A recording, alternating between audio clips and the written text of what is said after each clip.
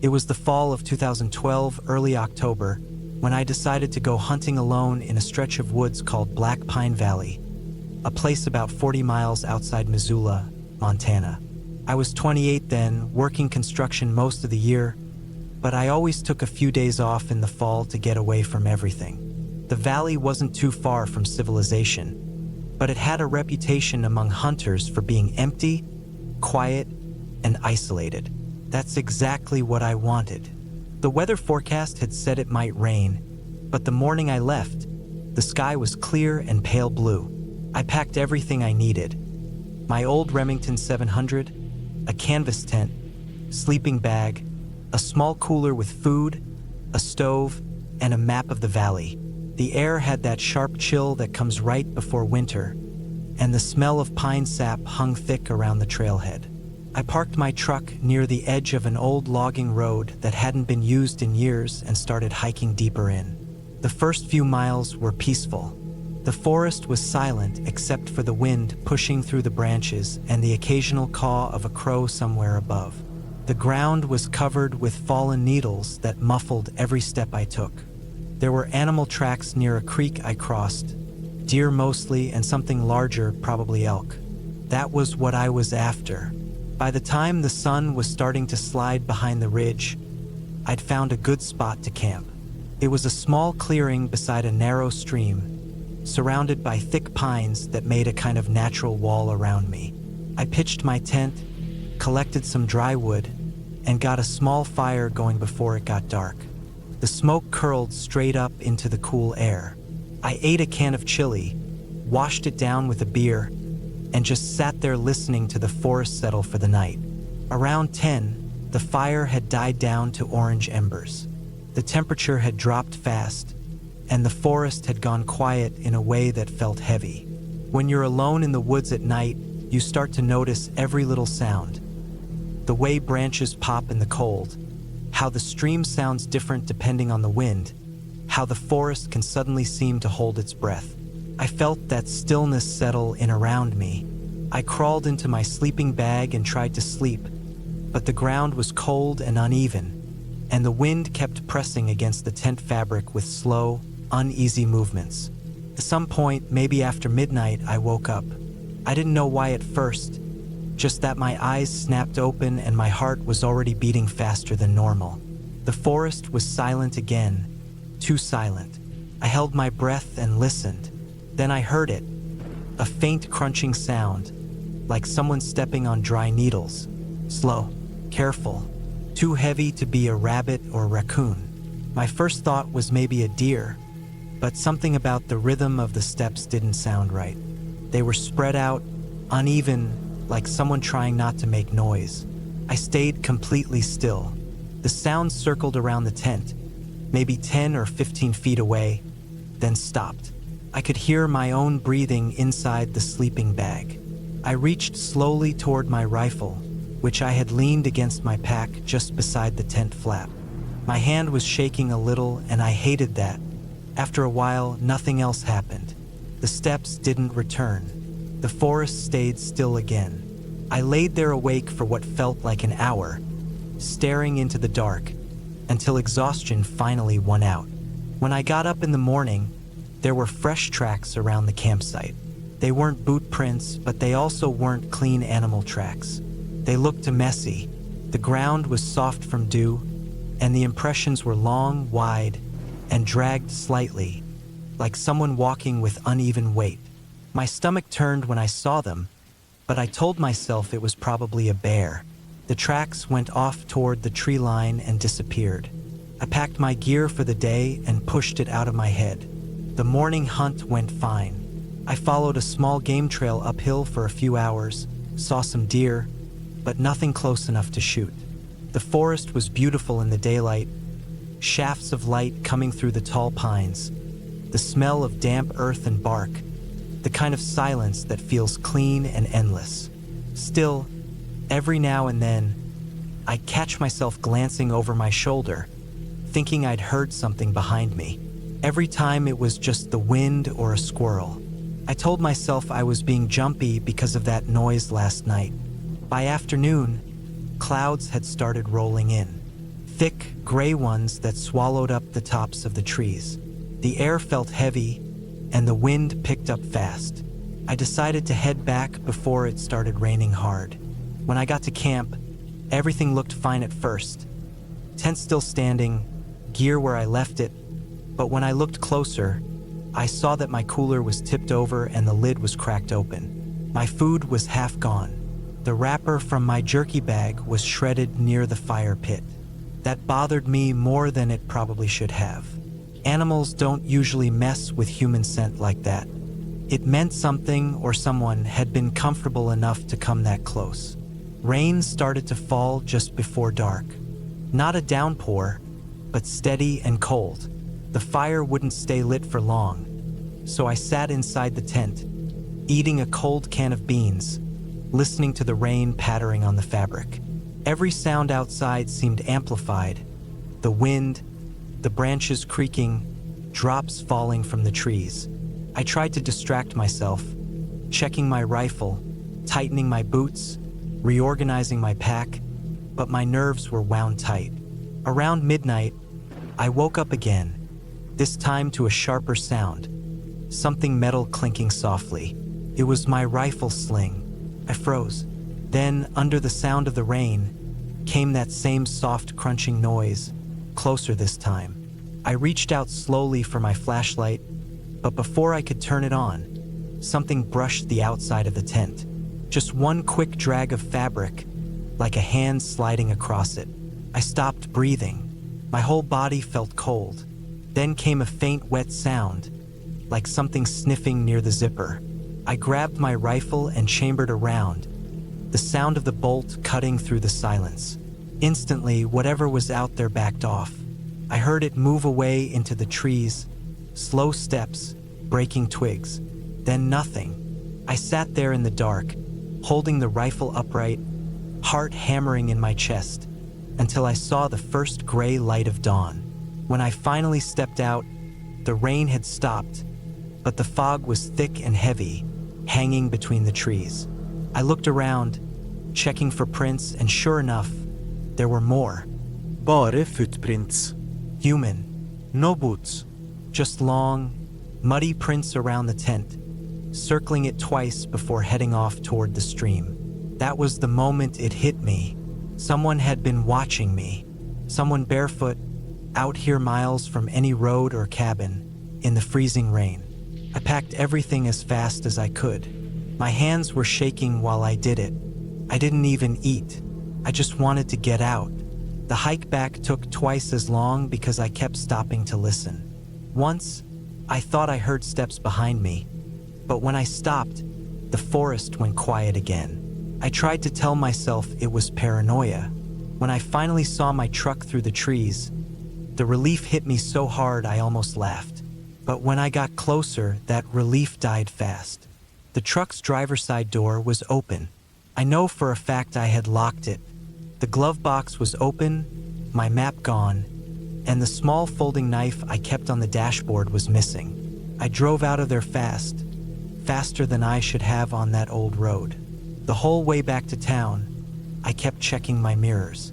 Every turn of the tires, every shadow between trees made my stomach twist. When I finally hit pavement again and saw the first gas station, I pulled over and just sat there for a few minutes, breathing hard, trying to process everything. I didn't go back to Black Pine Valley after that. I told myself maybe it was a squatter, maybe some drifter living off the grid who didn't want me there. That explanation made sense. It was the only one that did. But sometimes, late at night, when I can't sleep, I think about those footprints. About how they circled the tent twice, quiet, deliberate, like whoever it was just stood there for a while, listening to me breathe through the thin wall of fabric. And I think about that missing knife, the one I never found again. I still have the same truck, still have the same rifle, but every time I pack for a trip now, I make sure to double-check the locks before I lie down to sleep. Because the scariest part of that trip wasn't the sound or the prints or even the open truck door. It was realizing that someone out there, deep in those woods, had been watching me the whole time, and that they wanted me to know it.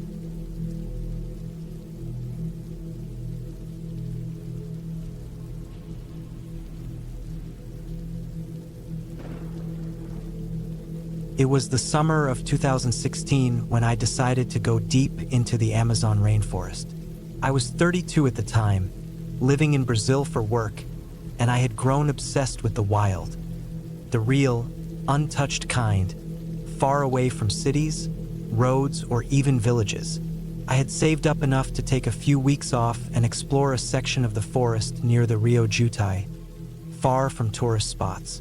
I packed light but carefully: a tent, sleeping bag, rifle, machete, dried food, water filters, and a satellite tracker that I could use to mark my location. I had gone camping and hiking plenty of times before, but this trip was supposed to be something different. I wanted silence, distance, and the sense of being completely alone. The flight to the nearest outpost was a small propeller plane that dropped me and my pack on a rough airstrip. From there, I took a motorized canoe down the river for about an hour, then walked inland, following a narrow game trail until I found a small clearing surrounded by thick trees and vines. I set up camp there next to a creek. The air was heavy, humid, and smelled of wet soil and leaves. The sound of insects was constant, like static that never stopped. By late afternoon, I had my tent up, a small fire burning, and my pack hung from a tree branch to keep it away from the ground. I ate some dried meat and beans, cleaned my gear, and sat by the fire until the forest turned black. Nights in the Amazon are a different kind of darkness, so thick that even your own hands vanish when you reach out. The noises changed too. Frogs calling, things moving in the brush, branches snapping somewhere in the distance. It wasn't frightening at first. It was just alive. The forest never slept. The first few days went by quietly. I hiked during daylight, taking notes, marking trees, checking the animal tracks by the creek. I saw capybaras, macaws, even a tapir once. Every evening I returned to the camp sweaty, muddy, but content. It was the kind of exhaustion that felt good. But then, around the fourth night, something changed. It started with a sound, faint, but sharp enough to pull me out of half sleep. It was just after midnight, and I was lying inside my tent. The fire outside burned down to glowing embers. I heard movement, soft steps, not animal-like. Too slow, too deliberate. The forest was alive, yes, but there was something off about this sound. It came from beyond the creek, in the thicker part of the brush. It wasn't heavy like a boar or a jaguar. It was lighter, like someone trying not to make noise. I stayed still, barely breathing, listening. After a few seconds, it stopped. I waited a long time before moving again. The next morning, I looked for signs. The ground was damp, and I found no prints, but I felt uneasy. I told myself it could have been a capuchin monkey or even a sloth dropping from a branch. The forest could play tricks on you if you let your imagination run wild. But on the next night, it happened again. Around the same time, the same sound, footsteps. Closer this time. I grabbed my rifle quietly and unzipped the tent just enough to peek out. The moon was dim behind the clouds, barely lighting the clearing. I didn't see anything, but I could hear breathing. Not the deep huffing of an animal, it was shallow, human. My skin went cold. I called out softly, hoping to scare off whatever it was. No response. The breathing stopped. Then a sudden rustle of leaves and branches snapped, and the sound faded into the forest. I stayed awake until dawn, rifle across my chest, staring into the dark. The next morning, I packed my gear tighter, moved my tent 20 meters closer to the creek for a clearer view, and built a higher fire ring. I felt watched all day. When I went to fill my canteen from the creek, I found a strange mark in the mud. A footprint. Human. Barefoot. It wasn't mine. It was smaller, lighter, but fresh. I felt my stomach tighten. The nearest village was miles away, at least 2 days by foot. There shouldn't have been anyone here. That night, I built up the fire higher than before and kept the rifle beside me. The jungle noises felt louder somehow. Every croak, every crack of a twig seemed sharper. I stayed awake for a long time, eyes half on the fire, half on the trees. Around midnight, the noises began again. Only this time, they didn't stop at the edge of the clearing. Something or someone was circling my camp. I heard light steps, moving slowly around the fire's glow. I turned, trying to follow the sound, but every time I looked in one direction, the noise came from the opposite side. My pulse hammered in my chest. I picked up the rifle and shouted again, my voice shaking in the thick, heavy air. Nothing answered, but the circling stopped. Minutes passed. I sat there, gripping the rifle so tight my fingers hurt. Then, faintly, from behind my tent, came the sound of breathing again, close enough that I could hear the exhale. I spun around and fired a shot into the dark. The flash lit up the trees for a split second, and in that flash I thought I saw a shape, a figure crouched low. Then it was gone. The forest went dead silent after the shot. Even the insects stopped. I waited until sunrise, sitting motionless beside the fire. When light finally crept in, I walked around the perimeter. I found nothing, no blood, no tracks. But near the creek, on a fallen log, I found something that made my skin crawl. It was a piece of my shirt, torn clean from the sleeve I'd hung to dry on a branch the day before. Someone had taken it. That was the moment I decided to leave. I packed fast, barely ate, and started heading back toward the river. The forest felt heavier with each step, like it was closing in on me. Every few minutes, I stopped to listen, and sometimes I swore I could hear faint footsteps behind me, just far enough to stay out of sight. The day dragged on. The heat was suffocating, and the air buzzed with mosquitoes. Around late afternoon, I reached a narrow animal trail that led downhill toward the river. I followed it, moving faster, sweat soaking through my shirt. At one point, I turned around, and that's when I saw him. He was standing far back between the trees, barefoot, shirtless. His skin was dark from the sun, his hair matted. I couldn't see his face clearly, but I could tell he was staring right at me. I froze. We just stood there, neither moving. Then he tilted his head slightly, like he was studying me. I didn't wait to see what he'd do. I turned and started walking faster, almost running, pushing through vines and roots, branches cutting at my arms. I didn't look back again until I reached the riverbank. The canoe was still there. I shoved it into the water, jumped in, and started the motor. My hands shook so badly that I almost dropped the paddle. As I moved down the river, I kept looking over my shoulder, half expecting to see someone on the bank watching me. But there was nothing. It took me an hour to reach the outpost again. The man who managed it looked surprised to see me back early, but I didn't explain much.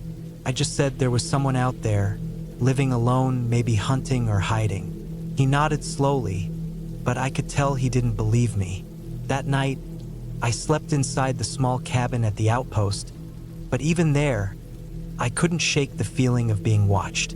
Every time the wind rustled the trees outside, my body tensed.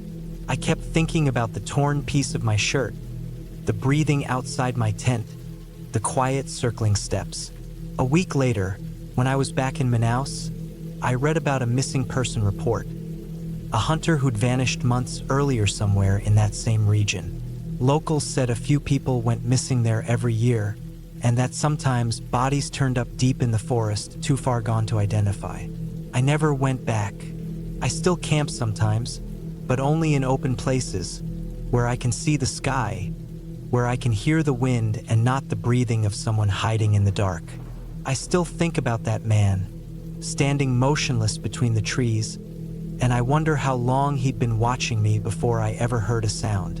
And sometimes, when I close my eyes at night, I still hear that slow, careful step, the sound of someone circling just outside the light.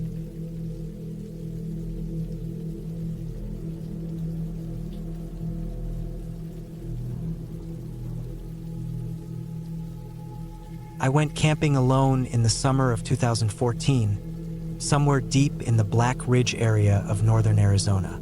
I was 29 back then, and I'd been doing solo trips for a few years, mostly for peace and quiet. I worked in a loud construction job in Phoenix, and getting away into the woods was the only thing that seemed to clear my head. That summer had been rough, long days, heat, dust, and barely any rest.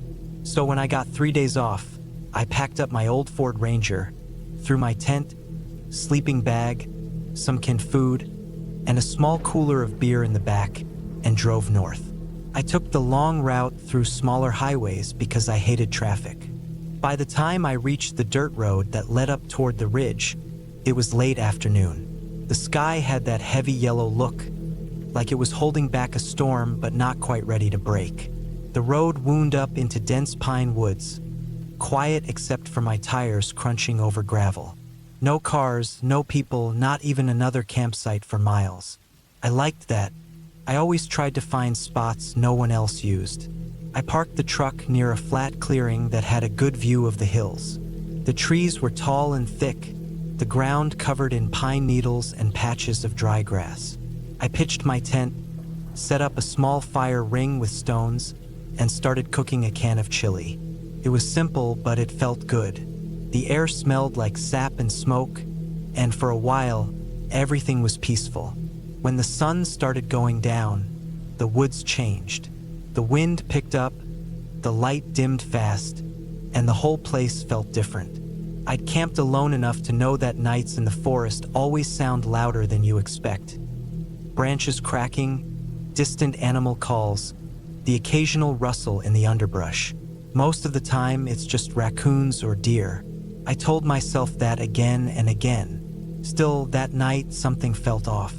I couldn't explain it, but it was like the air had gone heavier, thicker. I sat by the fire until around 10, then crawled into my tent. I had my flashlight, my knife, and my small rifle next to me just in case. I drifted in and out of sleep, waking up every now and then to faint sounds outside. Around 1 a.m., I woke up again, but this time it wasn't a small noise. It was something heavy. I could hear footsteps, slow, deliberate, moving just outside the tent. The kind that pressed down the soil. I froze. It wasn't the skittering of a small animal. These steps had weight.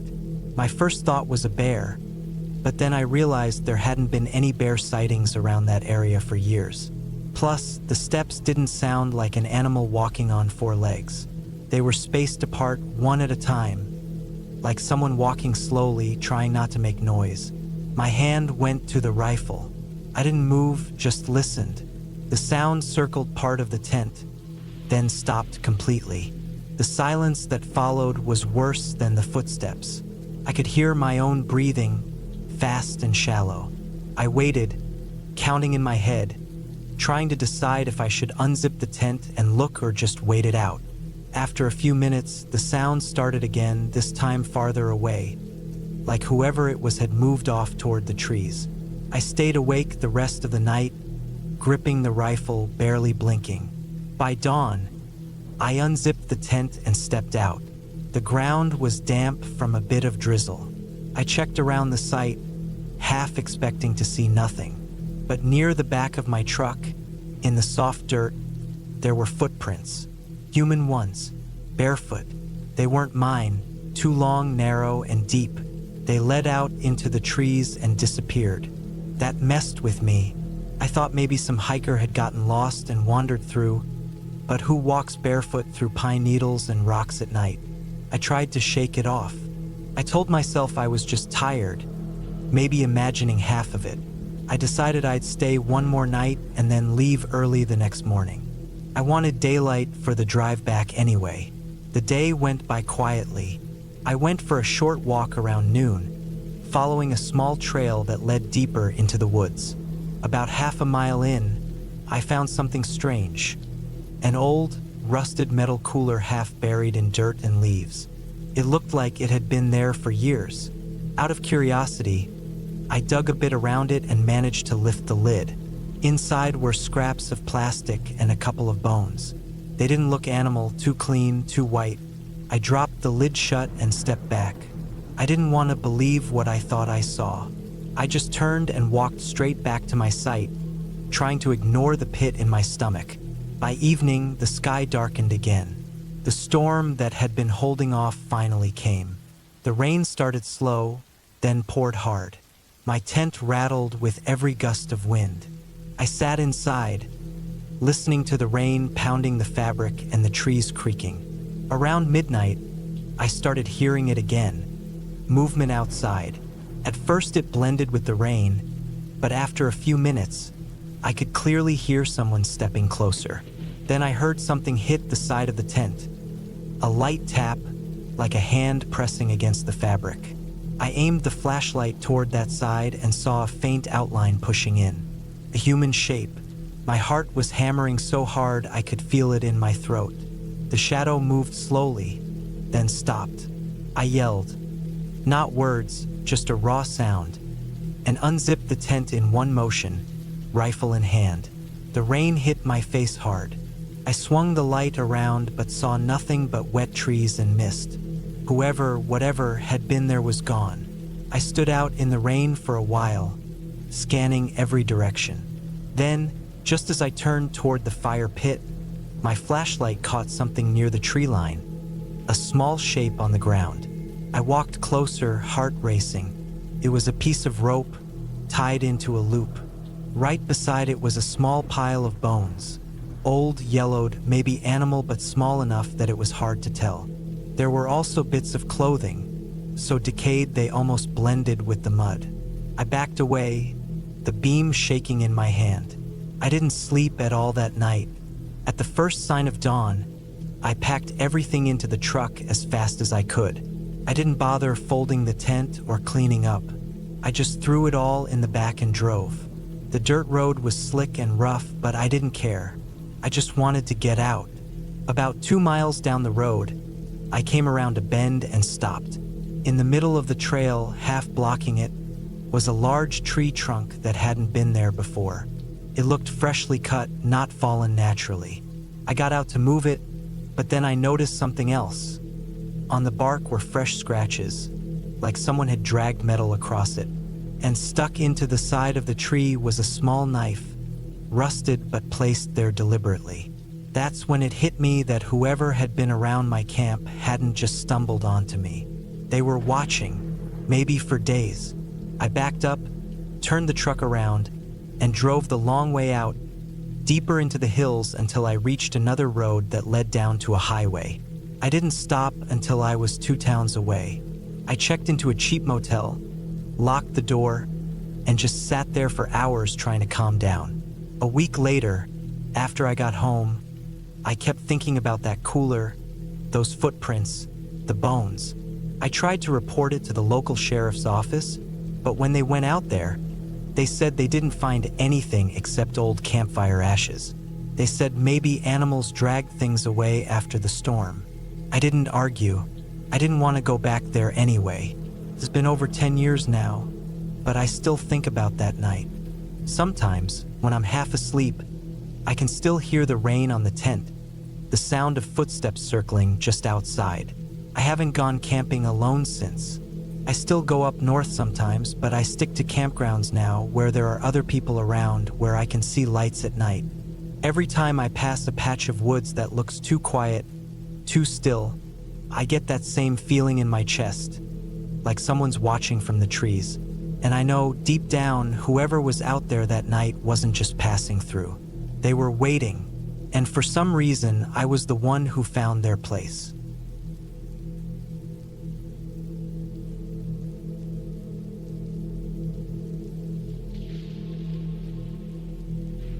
It was the summer of 2016 when I decided to take a short solo camping trip out near the Lake District in northern England. I'd been working too many hours that month, staring at screens until my eyes burned, and I just wanted to clear my head. I wasn't new to camping. I'd gone out plenty of times before, but this was the first time I'd gone completely alone. I thought it would be peaceful, quiet, simple, a bit of rain maybe, but I was wrong about the peaceful part. I left Manchester around noon, driving my old silver Vauxhall Astra packed with gear. I had a tent, sleeping bag, lantern, and enough food to last 3 days. It started raining lightly about halfway through the drive, and by the time I reached the edge of the woods near Keswick, it had turned into that steady cold drizzle that England seems to specialize in. The air smelled of wet soil and pine, and the sky had that thick gray blanket that makes it look like the world's been muted. I parked just off a small dirt road, far enough from any main track that I wouldn't see headlights. I carried my gear down a narrow muddy path that led to a small clearing surrounded by trees. There was a small stream nearby and just enough space to set up the tent on level ground. The rain was falling harder by then, tapping on the nylon as I pitched the tent. My hands were slick, cold, and dirty, but after a few minutes, I got it up properly and crawled inside to set things out. The sound of rain hitting the fabric was almost soothing. I unpacked, laid out my sleeping bag, and sat with my small camping stove heating water for coffee. It was early evening, but already dark under the trees. I remember looking out at the woods and seeing nothing but shadows moving in the wind. No birds, no animals. Just the rain and that deep forest silence that gets into your head. By the time it was completely dark, the rain had turned heavy. It came down in thick sheets, hammering against the tent. I could hear the water rushing down the small slope behind me, pooling around the edges. I checked the pegs, tightened everything, and sat back inside, listening to the storm. I wasn't scared, just alert. There's something about being alone in the middle of nowhere that keeps your nerves awake, even when nothing's happening. A few hours later, I noticed something strange. The sound of rain had a rhythm to it, and between the hits and drips, I started hearing another noise. A softer, uneven crunch like footsteps in wet ground. At first, I thought it was an animal, maybe a deer or fox, but then it stopped, started again, and paused, like someone was stepping carefully around. I turned off my lantern. The tent went completely dark except for faint flashes from lightning above the trees. I sat still, barely breathing, listening. The sound came again, closer this time. A single step, then another. It was too slow for an animal. The spacing between the steps was wrong. I told myself it was probably water dripping from a branch, maybe a branch breaking under its own weight. But deep down, I knew it wasn't. I reached for my flashlight and aimed it at the thin wall of the tent, but I didn't switch it on. I just waited. The rain drowned everything for a moment. Then I heard it again, wet grass moving. Then a faint scrape, like a boot sliding against mud, came from the direction of the stream. I forced myself to unzip the tent a few inches and peek outside. My flashlight beam cut through the rain and mist, landing on the trees. The ground was shiny and black with water. Nothing moved. I scanned the clearing slowly. There was no one there. No shapes, no animals. Just rain falling in silver streaks through the light.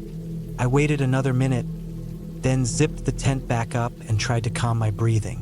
I must have sat like that for half an hour, listening to every sound, until the rain started to fade a little. The steady downpour turned into a lighter drizzle. I started to feel stupid for getting so worked up. Maybe I was just tired and jumpy from the drive. I lay down and pulled the sleeping bag up to my chin. The ground was cold underneath, but I managed to drift in and out of sleep. Sometime later, I woke up again. The rain was still falling, but the sound outside had changed. It was quieter except for one thing, the faint crunch of footsteps again, but this time right behind the tent. My heart started pounding so hard I could hear it in my ears. I didn't move. Whoever or whatever it was, they were close. Too close. I heard mud squish under a boot. Then silence. I turned my flashlight toward the back of the tent and waited for lightning to flash. When it did, for just a second, I saw a shadow through the thin fabric. A tall figure standing completely still. No movement, no sound. Just there. The moment passed, and it was dark again. My throat went dry. I felt frozen in place, like my body refused to move.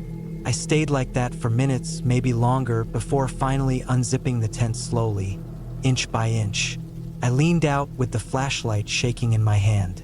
The beam hit nothing but trees and rain. Whoever it was, if there had been someone, was gone. I swept the light across the ground and saw footprints. Fresh ones. Deep, clear, shaped like boots, leading from the trees to the back of my tent and then disappearing toward the woods. That was enough for me. I packed up everything as fast as I could, not even caring about how wet it all got. My hands were trembling. I stuffed the sleeping bag, the stove, everything into my backpack.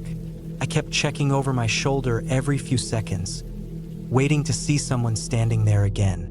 I killed the lantern, zipped the tent, and started walking fast down the muddy path toward where my car was parked. The rain had picked up again, pounding against my jacket, but I didn't care. I just wanted to get back to the car and lock the doors. The walk back should have taken about 10 minutes, but it felt like an hour. The path was slick and narrow, and every gust of wind made the trees creak and sway. My flashlight kept dimming, the beam flickering with every few steps.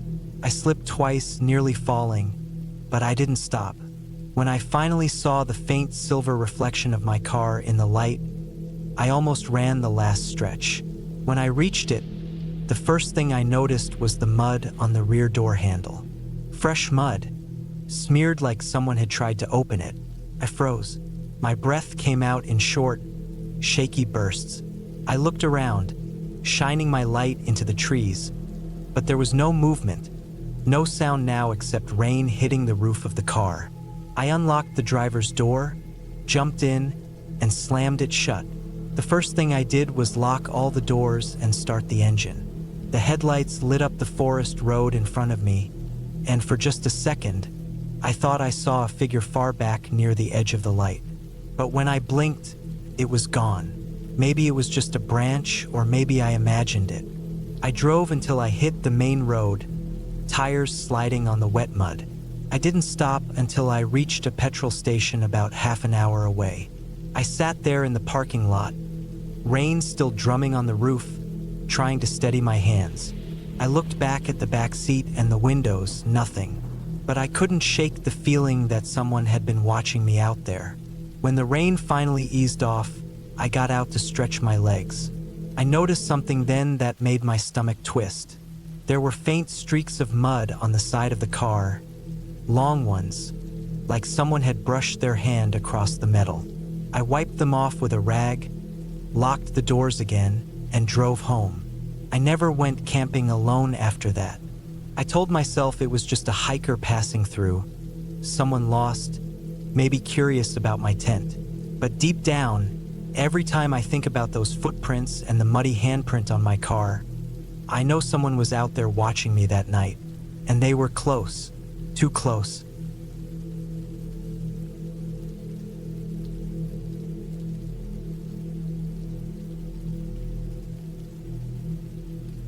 It was early October of 2019 when I decided to go camping alone for the first time. I was 27 then, working in a warehouse in Northern Oregon. Most of my days felt the same: work, eat, sleep, repeat. I had saved up for a short week off and wanted a break from everything. I didn't want to go anywhere crowded or touristy, so I picked a place that barely anyone talked about anymore. Merrow Creek Trail, an old hiking and camping area deep inside the Cascade Mountains. I read online that it had been used years ago but was closed for maintenance after a few small landslides damaged parts of the road leading there. A few hikers still went, but not many. The photos showed thick pine forests, rocky hills, and a river cutting through the valley. It looked perfect for a quiet weekend away from noise, people, and phone service. I left on a Friday morning with my old Ford pickup. I had my tent, sleeping bag, a small propane stove, enough food for 3 days, and a hunting knife I'd had since high school.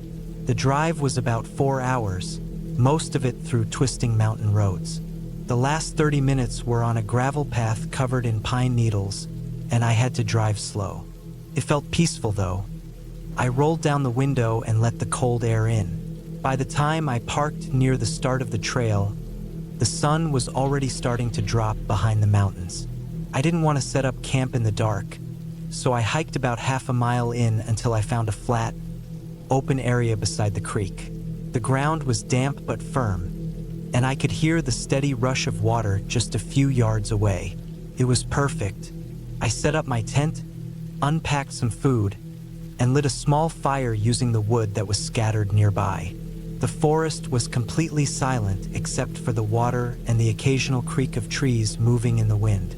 I remember feeling relaxed, almost proud of myself for finally doing this alone. That first night, I slept fine. I woke up a few times because of how quiet it was. It's strange how silence can be louder than noise when you're not used to it. But nothing felt off. The next day, I hiked up the ridge that ran along the creek. The higher I got, the more I realized how isolated the place was. No signs of other campers, no footprints, nothing. I walked for about 5 hours and then made it back to camp in the late afternoon. I cooked some beans and jerky, wrote a few lines in my small notebook, and sat near the fire until it got dark. Around midnight, I woke up. First, I didn't know why. Then I heard something, a faint crack somewhere in the woods behind my tent. It wasn't close, but it wasn't far either. It sounded like a branch snapping under weight. I lay still, listening. After a few seconds, I heard another one, then silence again. Could have been an animal. A deer, maybe a bear. But I didn't hear any breathing, no movement after that. Just dead quiet. Eventually, I drifted back to sleep. The next morning, I went to check around the area. About 50 yards away from my tent, I found something strange. A tree branch had been broken off about 6 feet high, not snapped cleanly like from wind or falling weight, but twisted. Under it, the ground had light impressions. Not clear footprints, but enough to notice. I tried to convince myself it was nothing, maybe just the wind pushing against a heavy branch until it gave way. The day went normally after that. I collected firewood, cleaned my cooking pan in the creek, and spent a few hours fishing even though I didn't catch anything. But by the time the sun began to set, that uneasy feeling started coming back. That night, I didn't sleep much. Every little noise made me sit up. I could hear rustling sometimes, always faint, always far. Around 2 in the morning, I heard something again. Slow, uneven steps through the brush. Not animal-like. It stopped for a long time, and then something tapped lightly against metal. I realized it was the side of my truck parked near the trail entrance. I froze. I didn't move. I didn't even breathe loud. My tent was zipped up, my flashlight off. I waited for it to stop. It did after maybe a minute or two, and then there was only the sound of the creek again. At dawn, I went straight to my truck. On the passenger side door, there were small marks, thin, straight lines like someone had dragged a stick or a knife along the paint. It wasn't deep, but it wasn't accidental either. I looked around, heart pounding, but there was nobody. I decided to leave that day. I packed everything up fast, threw my gear in the back, and got behind the wheel. But as I started driving down the rough road, the truck began to shake harder than normal. I stopped and got out. The front right tire was low, not flat yet, but leaking. I checked and saw a piece of what looked like thin metal stuck into the rubber, like a shard. I had a spare, but it was buried under all my gear. It took me 20 minutes to swap it, and the entire time I felt like someone was watching from the trees. I couldn't shake that feeling. By the time I hit the main road, I didn't stop until I was back near a small diner 2 towns over. I parked and got out to stretch. When I turned back toward my truck, I noticed something that made my stomach drop. On the back of the tailgate, drawn in the dust that had collected over the weekend, were 3 finger lines. They weren't there before.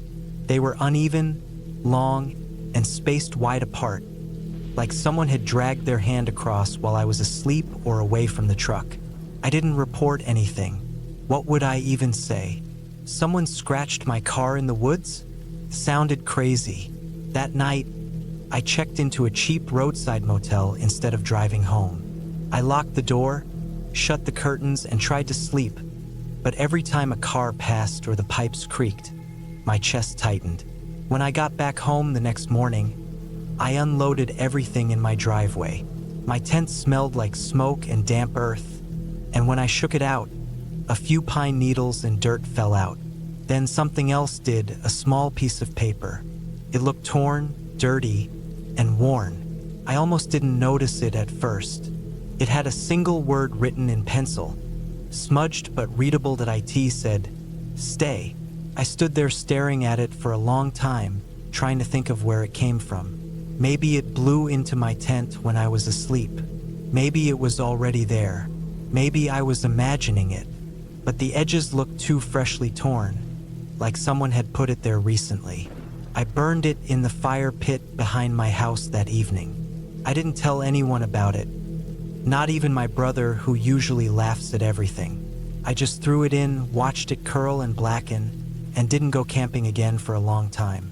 Even now, years later, I still drive that old Ford. The scratches on the door are still faintly visible when the sun hits it right. I tried buffing them out once, but they always seem to catch the light again. Sometimes I still think about Marrow Creek. I wonder if someone lives out there, in those woods. Someone who doesn't want people coming back. I don't know what they wanted from me, or if they were just watching. But I do know one thing: whatever or whoever it was, they weren't lost. They knew exactly where I was the entire time.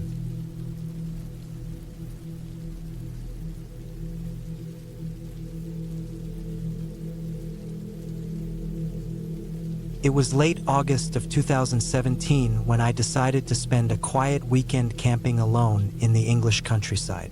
I had just turned 28 and needed a break from the noise of London. I found a spot near the edge of the Peak District, a secluded area about a mile from the nearest village called Roseley. I'd read online that it was peaceful, surrounded by tall oaks and streams that cut through the hills. I wanted silence, just the sound of the wind and my small fire crackling at night. I arrived that Saturday morning around 9.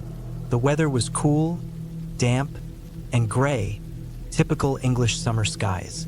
The grass was wet from last night's rain, and my boots sank slightly into the soft ground as I carried my gear from my car down a muddy path. I set up my tent near a slope that overlooked a small clearing. The air smelled of wet soil and pine. I remember thinking it felt perfect, quiet, calm, and completely isolated. I spent the day hiking through the nearby woods, following deer trails and photographing small streams. There wasn't a soul around, not a single camper. The silence was so thick I could hear the distant rush of wind through the trees for miles. Around 4 p.m., I returned to camp and cooked a small meal over my portable stove. By the time I finished, the sky was already darkening with thick clouds that looked like they could burst any moment. That's when I noticed the first odd thing. Across the clearing, maybe 100 yards away, stood a man. He was facing my direction, motionless.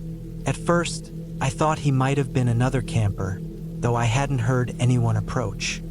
He wore a long, dark coat that almost blended with the shadows of the trees behind him. His posture was strange, too stiff, like he was just standing there, watching. I didn't think much of it then. I assumed maybe he was just another hiker resting before heading back. Still, something about the way he stood there made me uneasy. I looked down for a moment to adjust my stove, and when I looked back up, he was gone. That night, the rain started again. Steady, cold drops tapping against my tent. The wind pushed through the trees, making them groan and creak. I lay inside, reading on my phone with the dim light of my lantern, until I heard a branch snap outside. It was close, too close to be the wind. I froze and turned off the light. The sound came again, slower this time, like someone stepping on wet leaves. I waited, listening carefully. The rain masked most of the noise, but every now and then, I caught faint movements, a shuffle, then nothing. I told myself it was probably an animal, maybe a deer or a fox. Eventually, I forced myself to sleep, though it was a shallow, uneasy kind of rest. When I woke up early the next morning, the rain had stopped, and everything smelled like damp wood. The forest was quiet again. But when I stepped outside my tent, I noticed footprints in the mud. Not mine. They were faint, pressed near the tree line facing my tent. The shape and size looked human. They led out of the clearing and disappeared into the woods. I felt a strange weight in my chest as I stared at them. I kept trying to reason it out. Maybe the man I saw yesterday had walked by. Maybe he was camping nearby and just passed through. But it didn't sit right. There hadn't been any other tents, no cars, no signs of life. Still, I brushed it off. I spent that afternoon exploring further down a dirt track that led to a small abandoned farm I'd seen on my map. The building was falling apart. Walls caved in, the roof eaten by moss and time. It looked like it had been empty for decades. Inside, there were old tools, rusted buckets, and what looked like a rotting mattress in one corner. It was unsettling, but in a fascinating way. I stayed only long enough to take a few pictures before heading back. By the time I got back to camp, it was late afternoon again. The wind had picked up, and the sky had that dull orange tint that comes before dusk. I decided to pack up most of my gear early so I wouldn't have much to do the next morning. That's when I noticed something that made my stomach drop. My cooler, which I had left beside the tent, was open. Some of the food was missing, a pack of sandwiches, a small bag of crisps, even a bottle of water. I knew I hadn't left it open. I always closed it tight to keep animals out, but there were no claw marks, no torn packaging. It was as if someone had carefully opened it and taken what they wanted. That was the moment it truly hit me that someone might have been coming into my campsite. I didn't eat much that night. I sat by the fire longer than usual, trying to convince myself that it was just my imagination. Around 10 p.m., I finally crawled into my tent. I could hear the faint rustle of trees again, the steady hum of wind moving through the forest. Then I heard it, that same crunch of footsteps in the mud, slow and deliberate. It wasn't an animal. I could tell by the rhythm, too heavy, too human. My heart started pounding as I turned off my lantern and listened.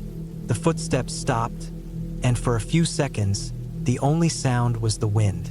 Then came another sound, softer, closer, like someone brushing against the fabric of my tent. I held my breath. My body was frozen. The noise moved from one side of the tent to the other, slow and cautious. Then silence again. I waited what felt like hours, staring into the dark, every muscle tense. At some point, I must have drifted off because when I opened my eyes, it was morning. The light seeped through the damp fabric of my tent. Everything looked normal at first, but when I unzipped the flap, I saw something that made my skin crawl. There were muddy footprints right outside, circling around my tent. They were deep, fresh, and in some places the heel marks were twisted, like whoever it was had been standing still for a long time, turning slowly in place. The fire pit had been disturbed too. A few of the stones kicked aside. I didn't waste a second. I packed everything as fast as I could, barely caring how neatly it went into my bag. My hands were shaking as I folded the tent. The forest suddenly felt different, heavier, darker, like every shadow was holding something just out of sight. As I walked back toward the trail leading to my car, I couldn't shake the feeling that I was being watched. Every time I looked back, I thought I saw movement between the trees, just for a split second. The walk that had taken me 20 minutes on the way in now felt endless. When I finally reached my car, I tossed everything in and slammed the doors shut. My heart didn't stop racing until I was miles away from the woods. That night, after I got home, I went through the photos on my camera. Most were just nature shots, trees, the stream, the old farm. But one picture made my stomach twist. It was a photo I'd taken of the clearing from the edge of the woods on the first day. In the distance, near where my tent stood, was a faint shape, a tall figure in a dark coat. I hadn't noticed it when I took the picture. I deleted the photo immediately, but it didn't help. Even now, years later, I still remember that man. The way he stood so still, the sound of those footsteps around my tent. Sometimes I wonder if he was living out there, hidden somewhere deep in those woods, watching anyone who wandered too close. I never went camping alone again after that. And whenever I drive through that part of Derbyshire, I avoid the turnoff that leads toward Roseley. The memory of that weekend still crawls under my skin, because I know what I saw was real, and somewhere out there, that man might still be walking through those woods, waiting for the next person to pitch a tent too far from the road.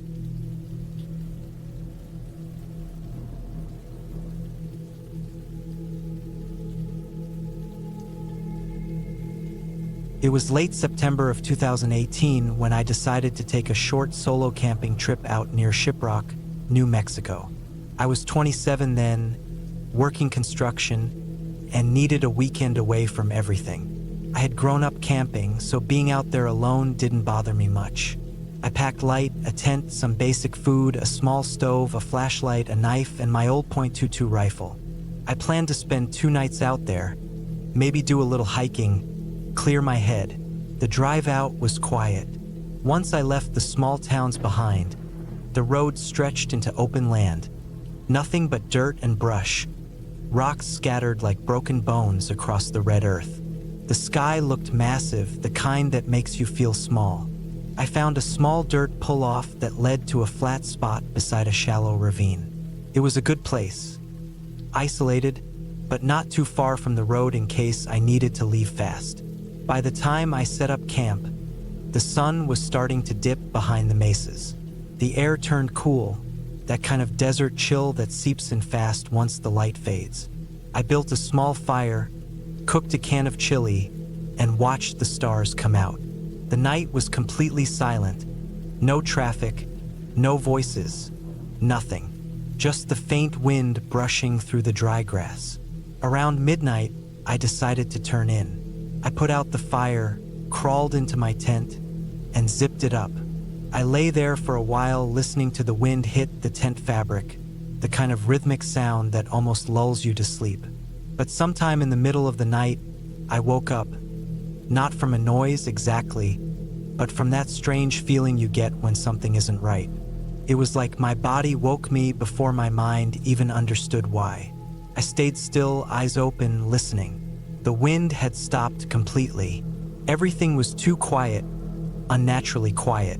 Then I heard its slow, dragging footsteps moving through the gravel outside my tent. Not a steady walk, but uneven, like someone limping or sliding their feet. I froze. My heart started pounding, and every small sound felt amplified. The rustle of my sleeping bag, the faint creak of the tent poles.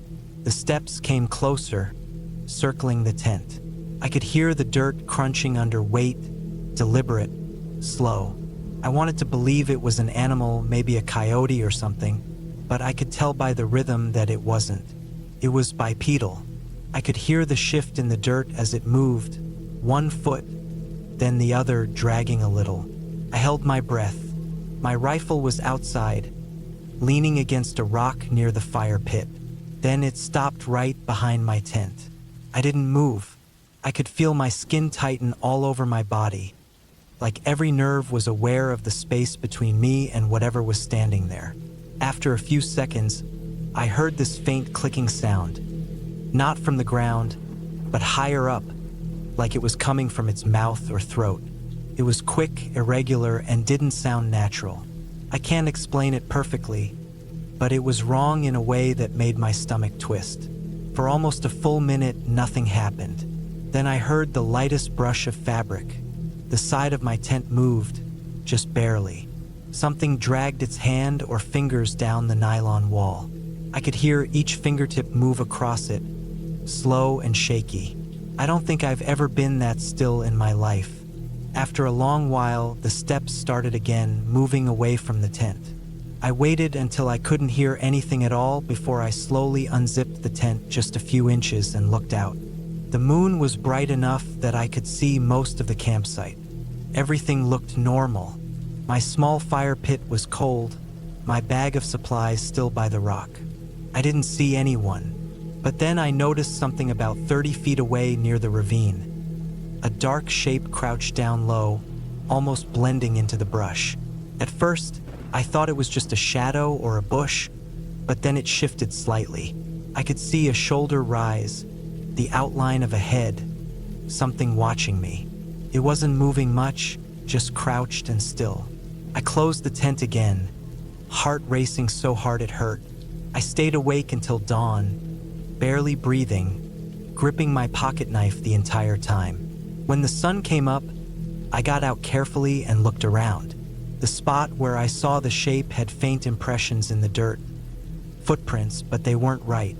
They were long, narrow, and the toes looked strange, almost stretched. Not like a barefoot human, not like an animal either. Just off. I tried to convince myself I was overreacting, maybe imagining things from being alone too long. I made coffee, packed my things, and told myself I'd leave by noon. Still, I couldn't shake the feeling that I was being watched. I'd catch myself turning toward the ravine every few minutes. Nothing moved, but I couldn't relax. Around mid-morning, I decided to take a short walk to clear my head. I followed a small animal trail that led up a ridge behind the campsite. The higher I got, the more I could see. Endless stretches of red dirt, rocks, dry trees, and emptiness. But when I looked back down at my camp, I saw something that made my stomach drop.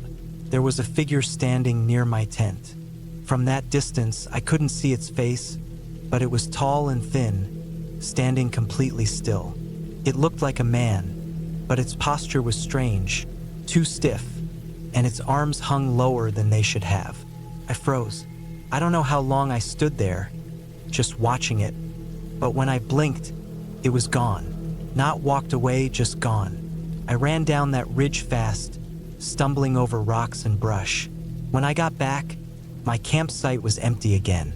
No footprints, no sign of anyone.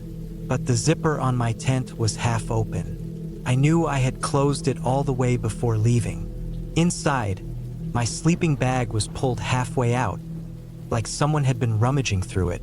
That was enough for me. I threw everything into the truck without even folding it. As I was about to leave, I looked one last time toward the ravine. On the other side, about 100 yards out, I saw it again. It was standing there on the edge, completely still, facing me. The way it stood, too tall, too thin, slightly tilted forward, made every instinct in me scream to get out. I didn't stay another second. I got in the truck, started it, and drove until the dirt road turned back into pavement. I didn't even stop until I hit a gas station about 40 miles away. I sat there for a while, trying to steady my breathing, staring at the empty road behind me. That night, I checked my gear at home. The tent had long, thin marks on one side, like scratches but spaced too wide apart for a hand. I told myself it could have been branches or rocks when I packed up too fast, but deep down I didn't believe it. I've been camping all my life, and I've heard coyotes, bears, even mountain lions at night. This wasn't any of that. The way it moved, the way it watched, the silence that came before it, it wasn't normal. I haven't gone camping alone since then. I still think about that night sometimes when it's quiet enough. Every time I do, I remember that sound, the slow dragging footsteps, the clicking noise, and the sight of something too human to be an animal but too wrong to be a person. And I know, without any doubt, that something was out there with me that night. Something real.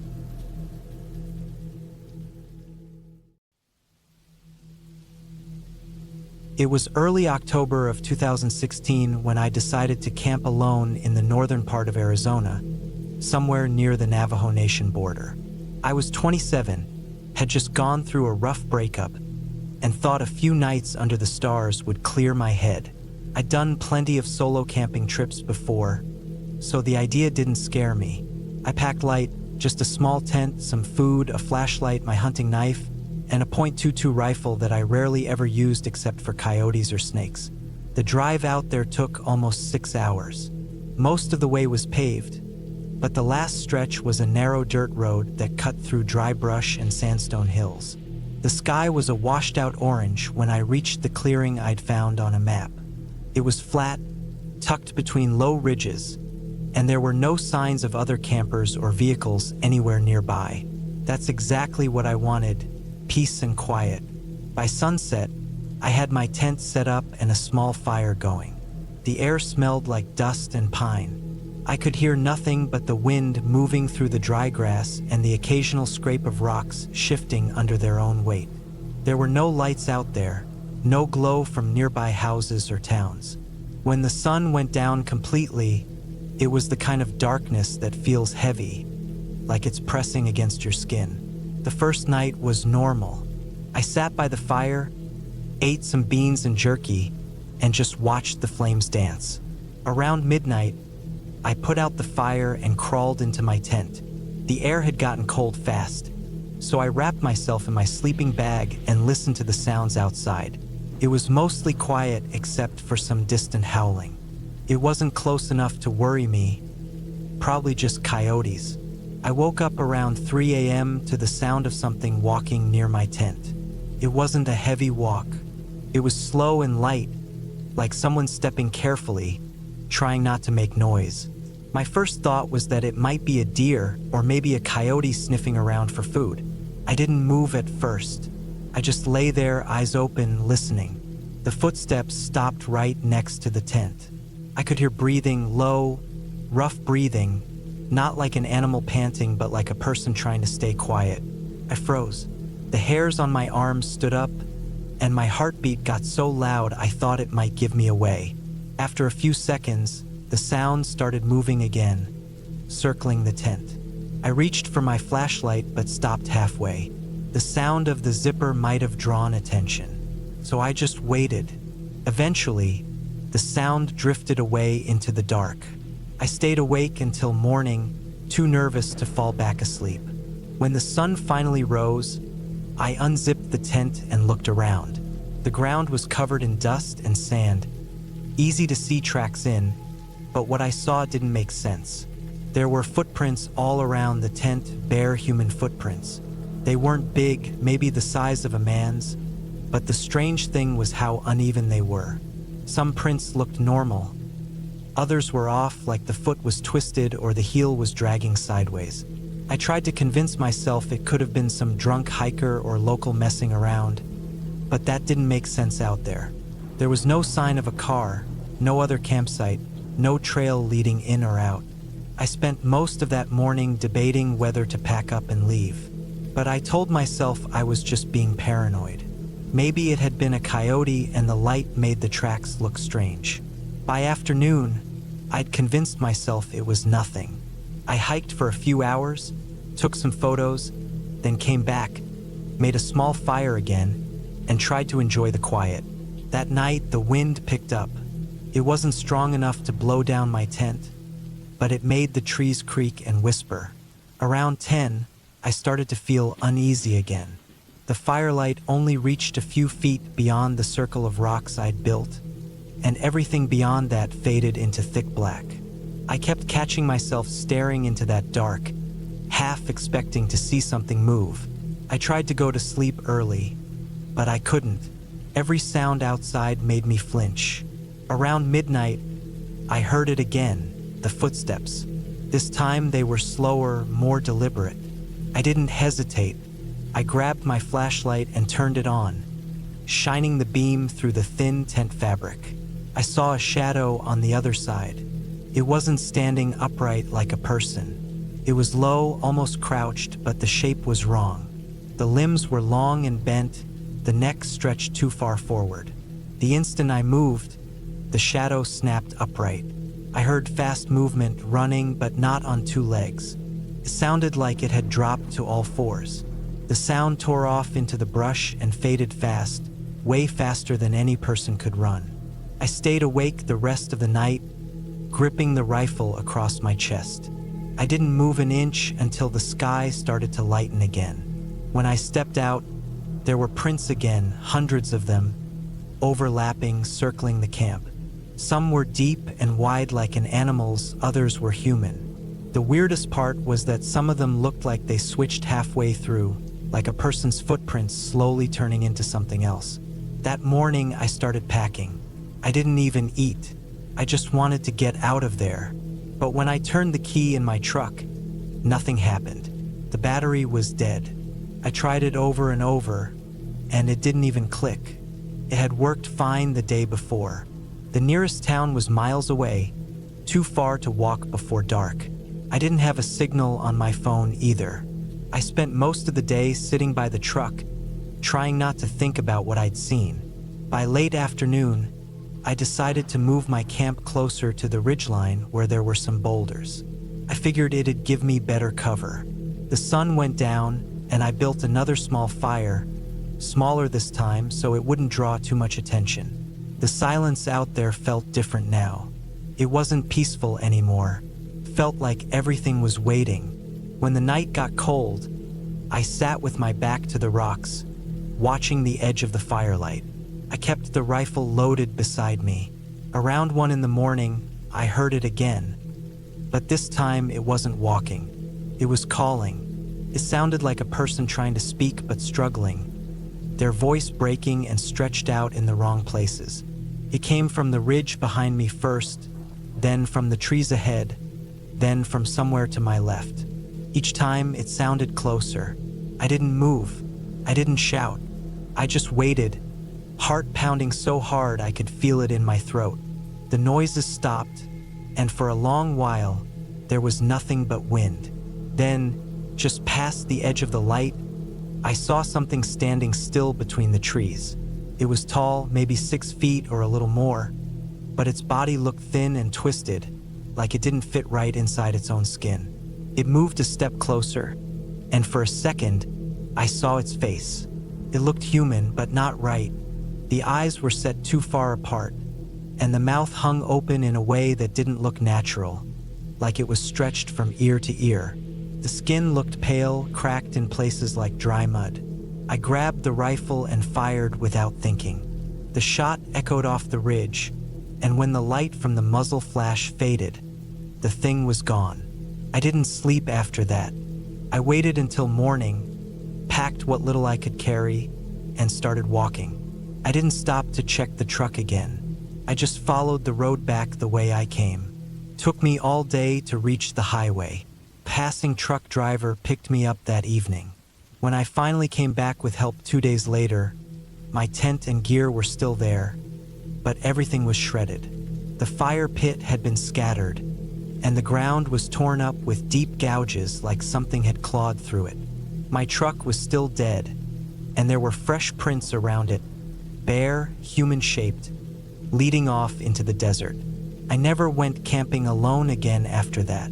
Sometimes, late at night, when I think about it, I remember how quiet it was out there, how it didn't feel like an animal hunting or a person trying to scare me. It felt like something watching, waiting, learning how to move like us. And that's the part that still gets me. The thought that whatever I saw wasn't pretending to be human. It was becoming it.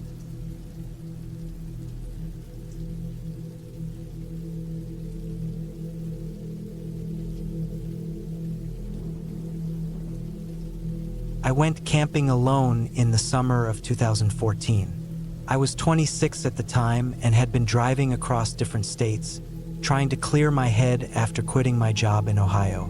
I stopped near a place called Broken Pine Forest in northern Arkansas, a quiet stretch of woods surrounded by hills and lakes. It wasn't a famous camping spot, but that was what I liked about it. The fewer people around, the better. I'd been on the road for days, and I just wanted a few nights under the trees where I could breathe and think.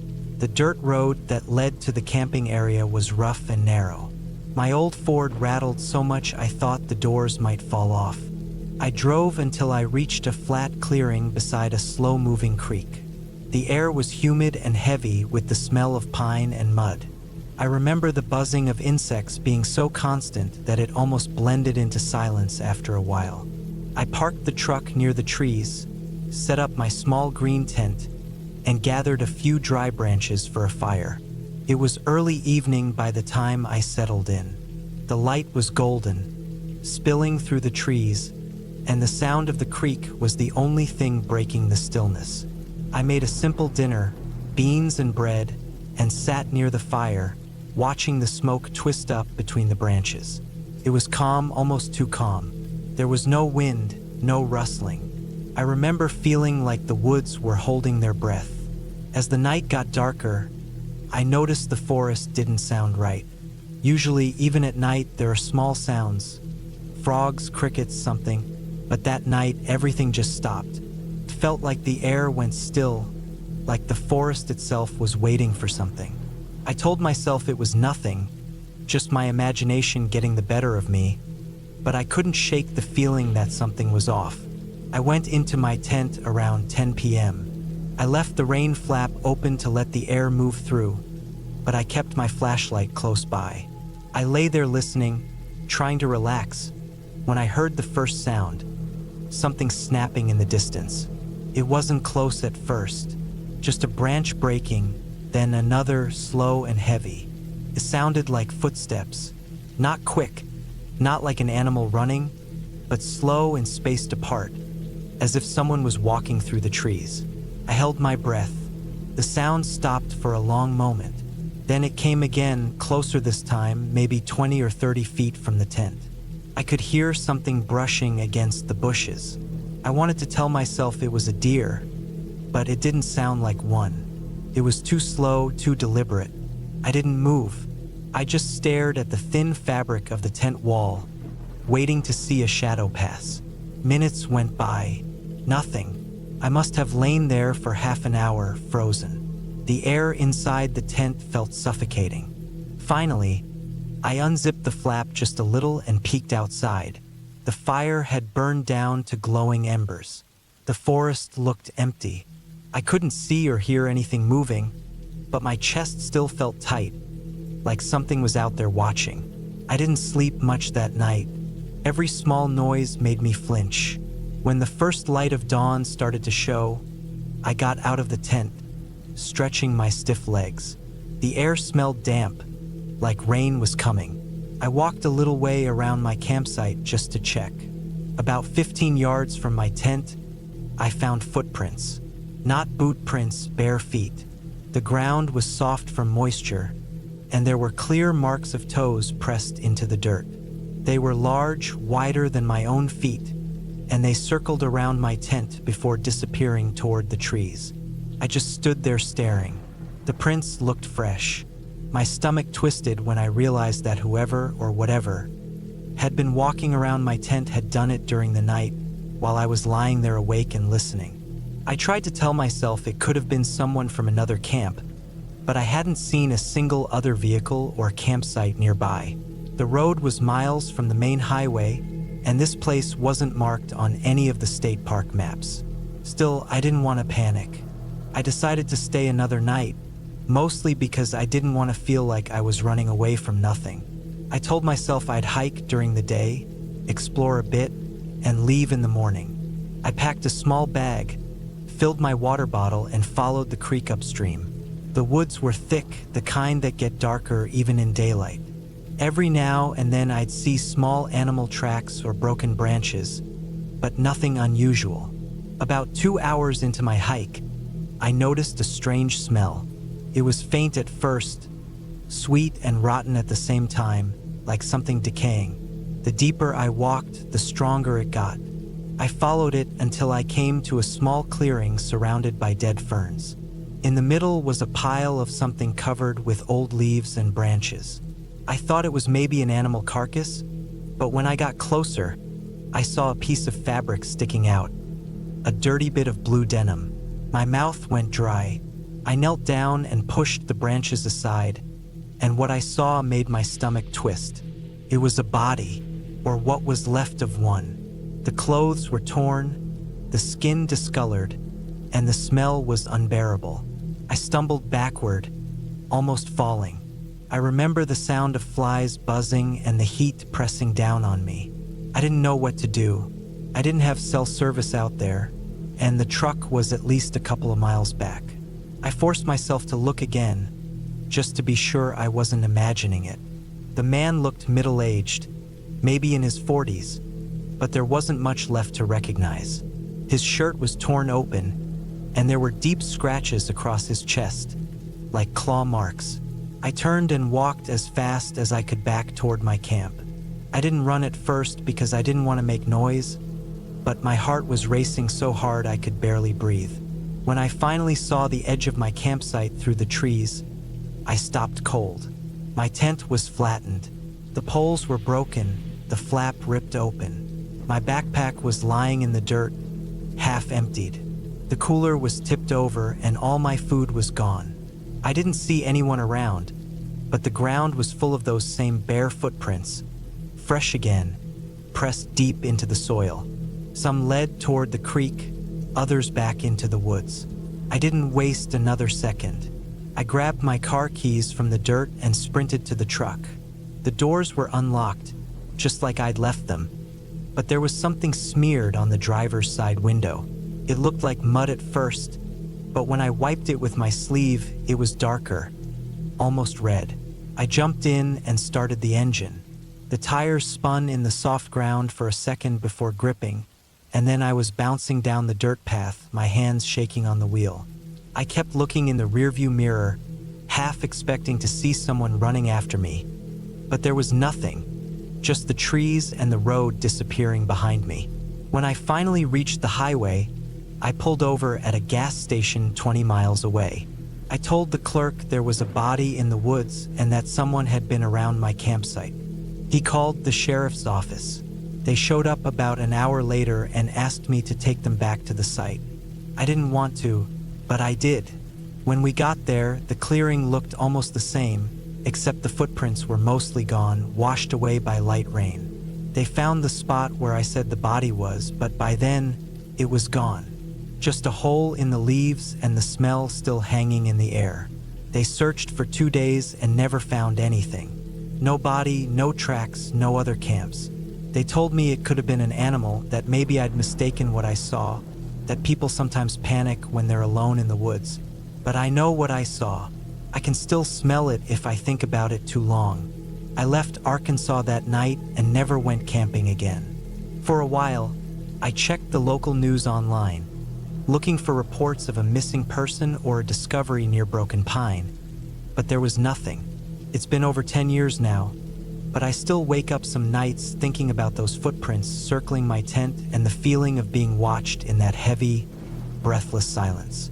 I try to tell myself that whatever was out there left me alone because it wanted to, and sometimes when I drive through a stretch of forest or see a tent glowing faintly in the dark, I wonder if someone else has seen those prints too, and if they made it out before whoever made them came back.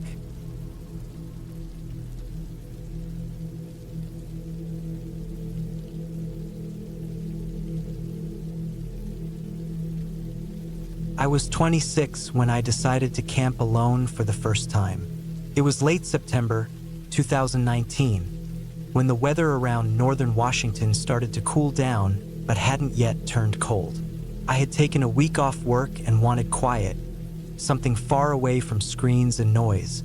I picked a small, lesser-known spot near a place called Beckett Creek, a few miles off a back road that wound through dense pine forest. It wasn't an official campsite, just a clearing near the water that a few hikers had mentioned in online forums. That's what I liked about it. Isolated, untouched, quiet. I left early that Friday morning.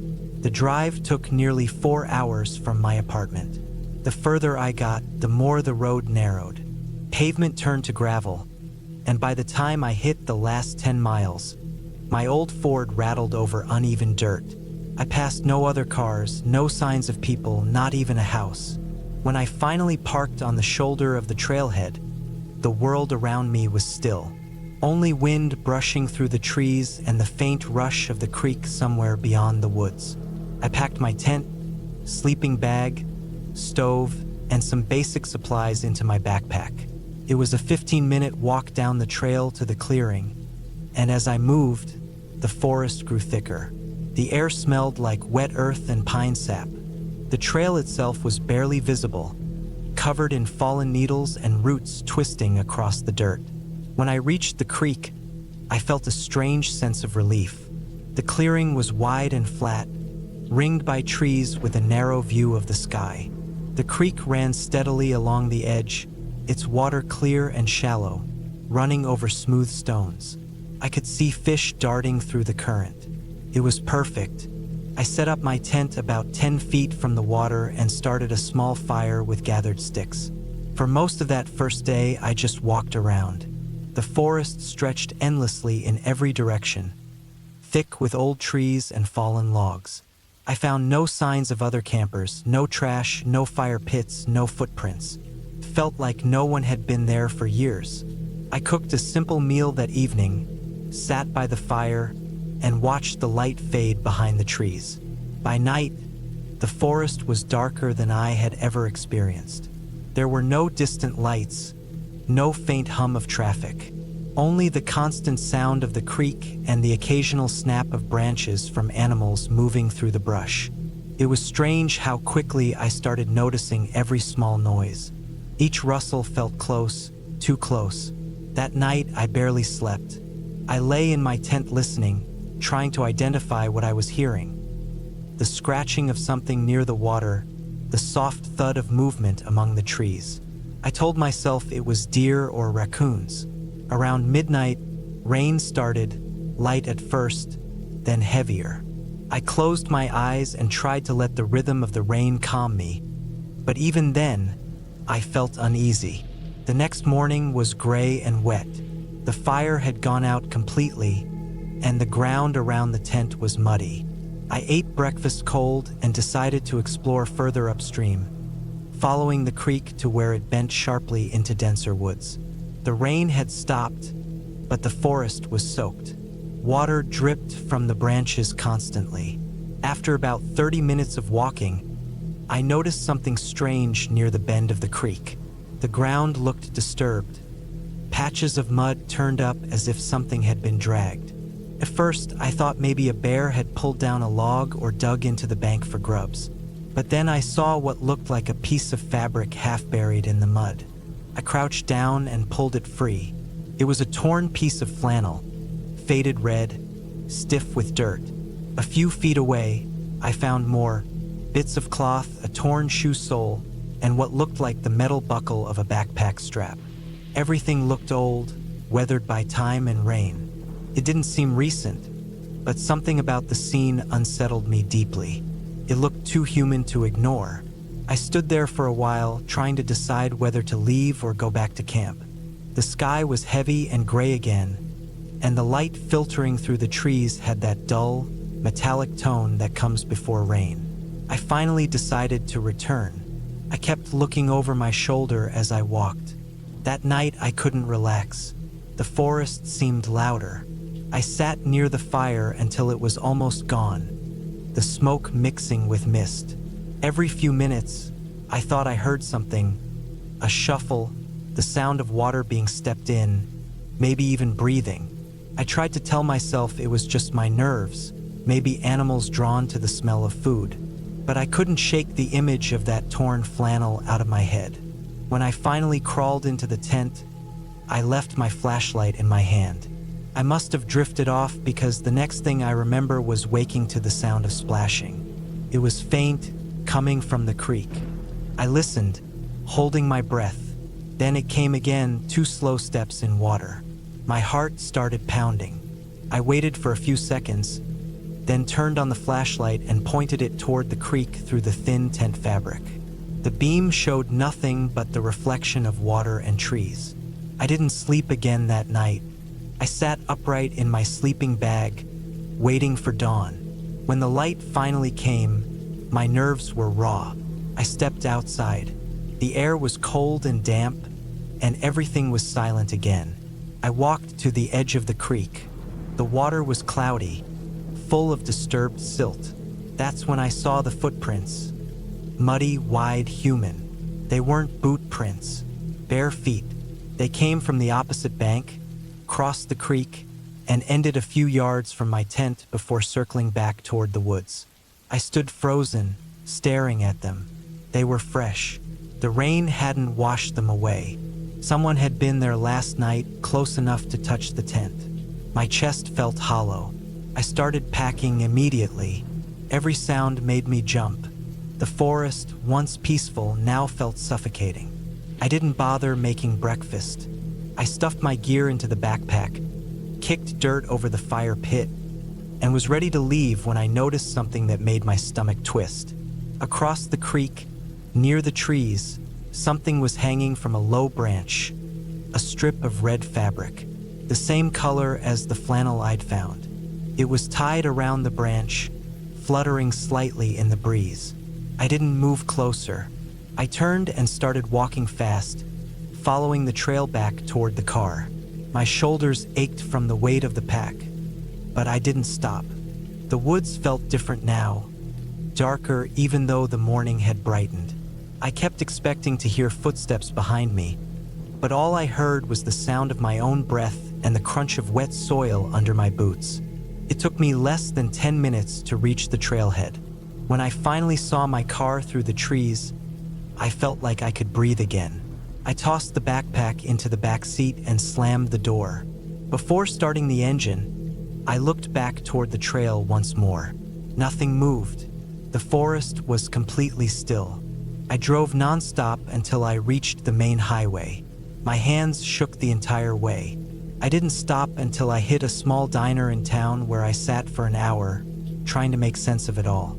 I kept telling myself it could have been a hiker, a local, maybe someone living off-grid. But the footprints, the fabric, the way they circled my tent, it didn't feel random. Whoever it was, they'd been watching. A week later, I went online and searched for anything about Beckett Creek. There wasn't much, just old hiking posts and a few fishing reports. But buried in a forum, I found a short comment from someone who'd camped there years ago. They mentioned seeing clothes scattered along the creek, too, and hearing footsteps at night. They said they'd never gone back. Neither did I. Sometimes, when it rains, I still think about that night. The quiet steps in the water, the bare footprints by my tent, and that piece of red flannel tied like a marker across the creek. I can't explain who was out there or why, but I know one thing for sure. I wasn't alone in those woods, and whoever was there knew I had seen where they'd been.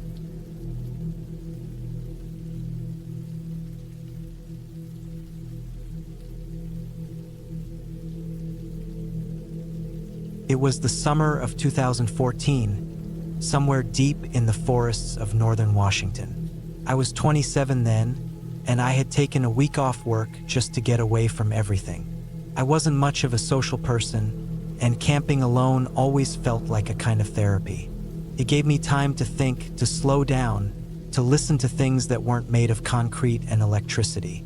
I picked a spot a few miles away from a lake I'd visited with friends years before, back when everything seemed simpler. That day had started clear, a bit humid, but calm. The air smelled like pine sap and wet dirt, the kind of smell that makes you feel alive. I hiked about 3 hours from the main trail, set up my tent near a sloped clearing that led down toward a creek, and gathered enough wood for the night. The plan was simple: cook some canned food, read for a while, maybe write something down in my notebook. I didn't have service, and I didn't care.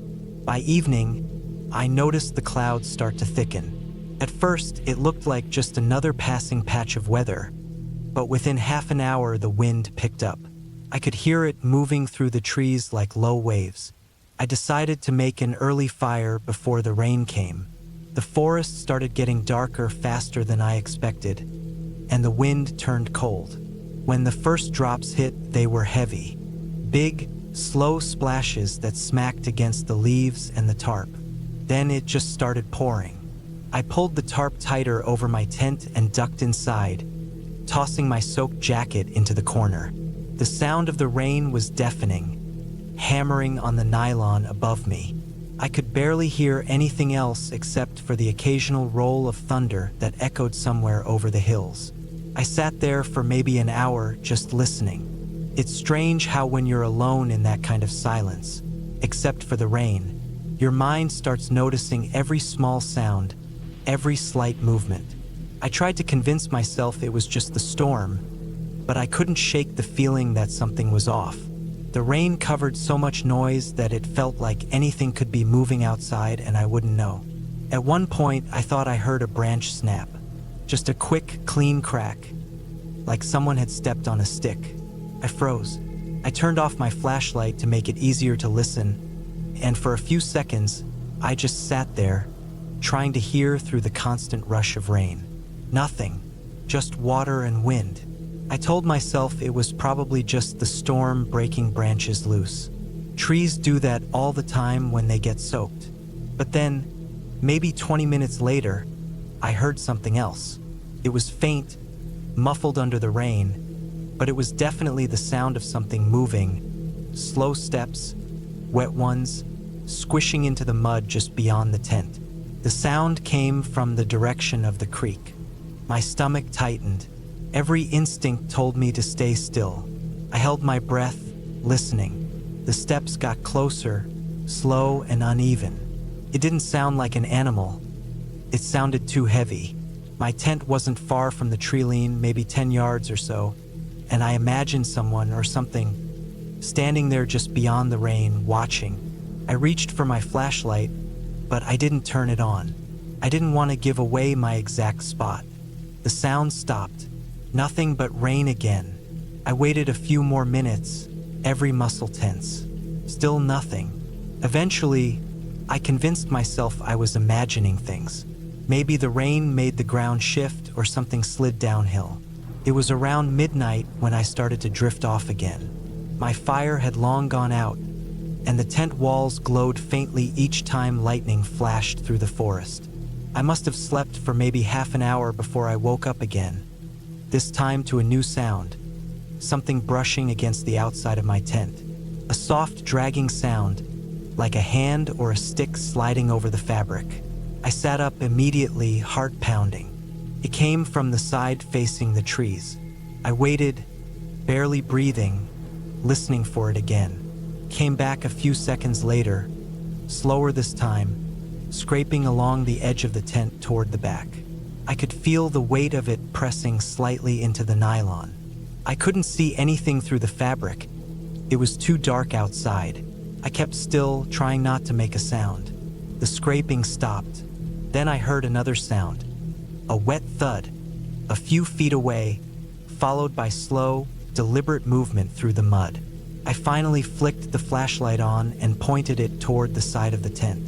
Nothing, just the shadows of rain sliding down the fabric. At that point, I decided to wait it out. I kept the flashlight in my hand and my pocket knife beside me, even though I knew how useless it would be if it really came to something. I didn't sleep after that. I just sat there, staring at the zipper, listening. The rain finally eased off sometime around 4 a.m. It was quieter then, but not peaceful. The forest felt heavier, like the whole place was holding its breath.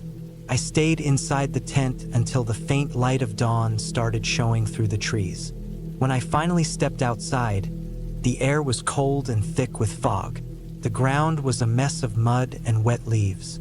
My boots sank an inch deep every time I took a step. I walked around the tent, scanning the ground. That's when I saw them, footprints. Bare ones. They were human but wide, the toes pressed deep into the mud. I followed them around the side of the tent where I'd heard the scraping. The prints led toward the trees and stopped near a fallen log about 20 feet away. I stood there, staring at the last print, the one right before the log. There were no prints on the other side. It was like whoever had been there just disappeared. I walked a few steps closer, trying to find more, but the ground beyond was untouched, smooth from the rain. I don't know how long I stood there, just staring at that spot. The forest was completely quiet except for the dripping of rain from the branches. Eventually, I packed everything up. My hands were shaking the whole time. I didn't even bother drying the tent properly. I just shoved it into the bag. I left the campsite as soon as I could, hiking fast back toward the trail. The strangest thing was that the feeling didn't fade when I left.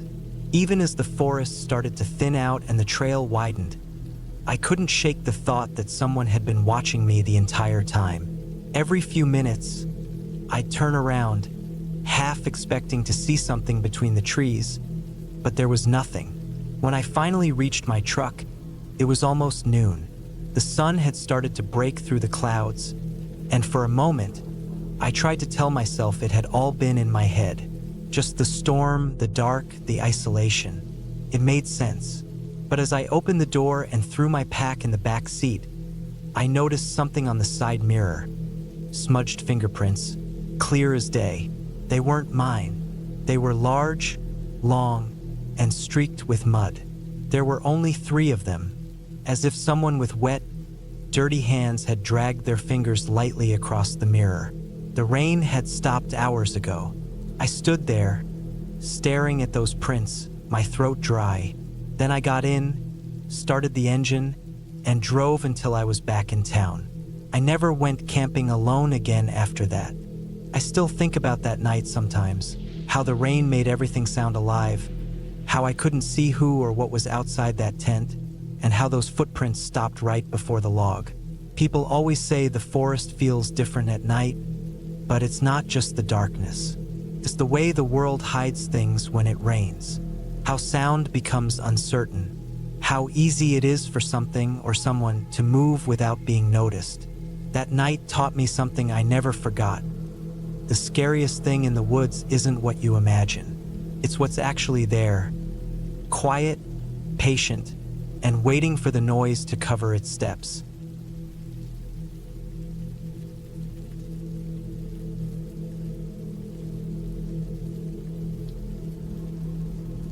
It was the summer of 2019 when I decided to take a solo camping trip through southern France. I had been backpacking across Europe for a few weeks, sleeping in hostels and small inns, and I wanted to spend a few quiet nights away from people. I picked a spot near the Savin National Park. Thick forest, small rivers, and miles of hiking trails. I had read that there were rarely any tourists there. That was exactly what I wanted. Silence, solitude, and the sound of nature instead of traffic or people. I arrived late in the afternoon. The sky pale blue with thin streaks of clouds stretching across it. The road leading to the campsite was narrow and rough, lined with tall trees that blocked most of the light. When I parked, there wasn't another car in sight. The air smelled damp and earthy, and the wind moved slowly through the trees, making them creak softly. I hiked down a small path, maybe half a mile from the dirt road, until I found a small clearing surrounded by thick brush. It looked perfect, flat ground, a view of the hills, and just enough distance from the trail to feel isolated. I set up my tent, laid out my sleeping bag, and collected some wood for a small fire. The air turned cooler as the sun dipped behind the hills, and I sat beside the fire, eating some bread, cheese, and sausage I'd bought earlier in a nearby village. Everything felt calm. The only sounds were the fire popping and the occasional rustle of leaves. I remember thinking how peaceful it felt compared to the constant noise of cities. By the time I crawled into my tent, it was completely dark. The fire had died down to glowing embers, and the only light came from the faint moon above. I lay there for a while, listening to the sounds of the forest, branches shifting, insects buzzing, distant owls calling. It was peaceful, but after an hour or so, I started to feel a strange unease, the kind that creeps in slowly when you're alone in the middle of nowhere. I told myself it was just my mind playing tricks, but then I heard something that made me freeze. Footsteps. They were faint at first, just a few soft crunches of dry leaves. Then silence. Then another few steps, closer this time. I lay perfectly still, holding my breath. The sound wasn't an animal. It was too slow and too heavy. It sounded like someone trying to move quietly. I reached for my flashlight and pointed it toward the tent's thin fabric wall, but I didn't turn it on yet. The footsteps stopped completely. I waited for what felt like several minutes, my heart pounding so hard I could hear it. Then, suddenly, there was a short snapping sound, like a twig breaking just a few feet away. I sat up slowly, trying to see if there was a shadow or movement through the tent fabric, but it was too dark. I didn't move for a long time. Eventually, the forest went back to its normal quiet, and I convinced myself that maybe it was an animal after all. I must have fallen asleep sometime after that, still gripping the flashlight in my hand. When I woke up in the morning, everything looked normal. The fire pit was cold, the trees swayed gently, and sunlight filtered through the branches. I stepped out, stretched, and walked around my camp. But then I saw something that made my stomach drop. There were footprints in the dirt, clear ones larger than mine. They circled the tent once, then led back toward the path. The prints looked recent, edges still sharp, not softened by wind or dew. I followed them for a bit until they disappeared into thicker brush. Whoever it was had been watching. I packed my things faster than usual that morning. I planned to leave after breakfast, but instead, I stuffed everything back into my backpack, put out what was left of the fire, and started walking toward the road. The feeling of being watched wouldn't go away. Every little sound made me turn my head. It was a relief when I finally saw my car again through the trees. When I got to the car, I noticed something that made me stop dead in my tracks. There was mud smeared across the rear passenger door and faint fingerprints along the window, like someone had tried to look inside. The prints weren't mine. My heart was racing again, but I forced myself to stay calm. I checked inside the car. Nothing was missing. Everything was in place. Still, I couldn't shake the feeling that whoever had been near my tent had also been here, checking on my car while I was asleep in the woods. I started the engine and drove off immediately, following the narrow road back toward the main highway. The entire time, I kept checking my rearview mirror, half expecting to see someone stepping out of the trees. The road twisted through hills and forests for miles before reaching any signs of civilization. I passed a small village with maybe 20 houses, a church, and one gas station. I stopped there to fill up, trying to calm down and convince myself that I was just overreacting. After leaving the station, I drove another 20 minutes until I spotted a larger rest area with a cafe. I parked, got out, and sat down at one of the outdoor tables. There were a few travelers, a couple of truck drivers, and a woman with her dog. I ordered coffee and sat quietly, just watching people. It helped to be around others again. After a while, I noticed a man standing near the edge of the parking lot. He was tall, thin, wearing a faded green jacket and a black cap. His clothes looked dirty, like he'd been walking for a long time. He wasn't doing anything, just standing there, staring toward the parked cars. I didn't think much of it at first, but when I glanced again a few minutes later, I realized he was looking directly at me. His face was expressionless, but his eyes didn't move away when I looked back.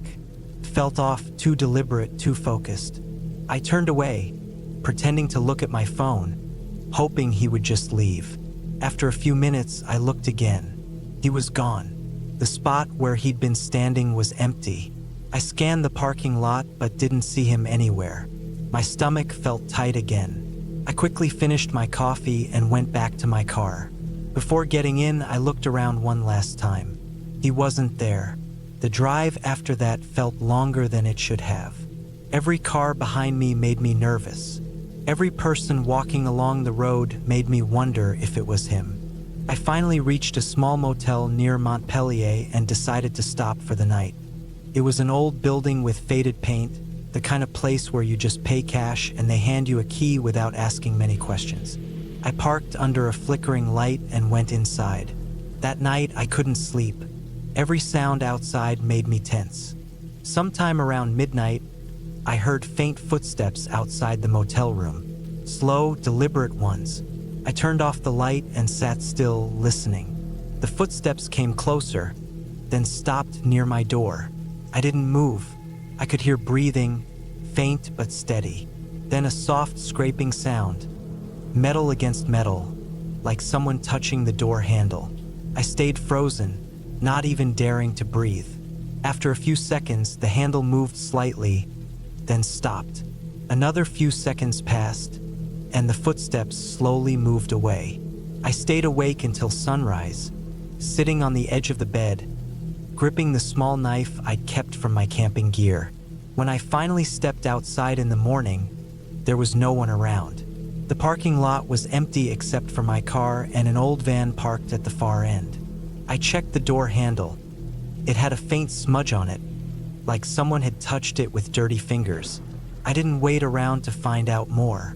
I got in my car and drove straight to Marseille, where I stayed the rest of my trip in crowded hostels and city hotels.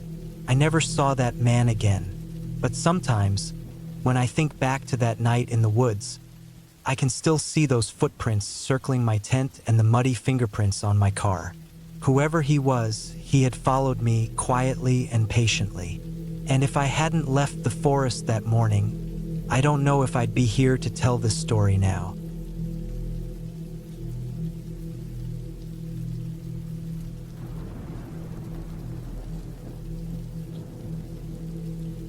I had been planning that camping trip for months. It was the summer of 2019, and I needed to get out of the city for a while.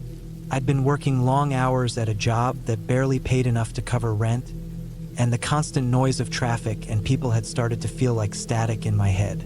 So I packed my small car with a tent, a sleeping bag, a portable stove, and enough food to last 3 days. My plan was simple: drive up to the northern part of Maine, find a quiet riverside spot, and just disappear for a bit. The drive took almost 6 hours. The further I went, the fewer signs of life there were. No gas stations, no lights, just thick trees crowding both sides of the narrow road. By the time I reached the spot I'd marked on my map, it was already late afternoon. I parked near a clearing that opened to a slow-moving river. The water looked dark, like oil, reflecting the gray clouds overhead. It wasn't the most beautiful place I'd ever camped, but it felt quiet and untouched. That was enough for me. I set up my tent a little away from the water, under a cluster of birch trees. The air smelled damp and earthy. There were mosquitoes, of course, but I was used to that. I made a small fire and heated a can of beans while the sun dipped behind the tree line. The forest went from golden to black in less than 10 minutes. I remember thinking how quickly darkness fell out there, like someone flipped a switch. That first night, I barely slept. The rain started around midnight, light at first, then heavier. The drops hit my tent like small stones, and the wind kept pushing at the sides. Every noise outside, the creaking of branches, the sound of something moving through wet leaves, felt closer than it probably was. I kept telling myself it was just deer or raccoons or the wind, but I still lay there for hours listening. The next morning, the world felt washed out. The rain had stopped, but the sky stayed a dull, heavy gray. I made coffee on my small gas burner and ate some bread and peanut butter while watching the river move lazily past. The ground was soft and soaked, and the air had that smell of wet wood and soil that never quite leaves your clothes. By noon, I decided to explore a bit. I followed the river upstream, walking slowly through the mud. The air was still and heavy, almost too quiet. No birds, no insects. I noticed it but didn't think much of it. I was about a half-mile from my tent when I saw something down by the riverbank. At first I thought it was just driftwood, something pale and long tangled in branches, but as I got closer, I realized it wasn't that at all. It was a foot, a bare, pale foot sticking out of the mud. For a few seconds, my brain refused to understand what I was seeing. It didn't fit, but then the rest of it started to make sense. The shape of a leg, then a hand, then the curve of a shoulder half buried under wet dirt and leaves. It was a body. My stomach turned cold. I just stood there, staring at it, not sure what to do. The person, whoever it was, looked like they'd been there for a while. The skin was pale gray and bloated. The clothes were dark and soaked through, torn in a few places. There was no movement, no sound except the slow trickle of water. I don't know how long I stood there. My first instinct was to back away, but my legs felt like they were locked in place. The smell hit me next, sickly sweet, mixed with mud and decay. I covered my nose with my sleeve and took a few steps back. My heart was hammering so hard I could hear it in my ears.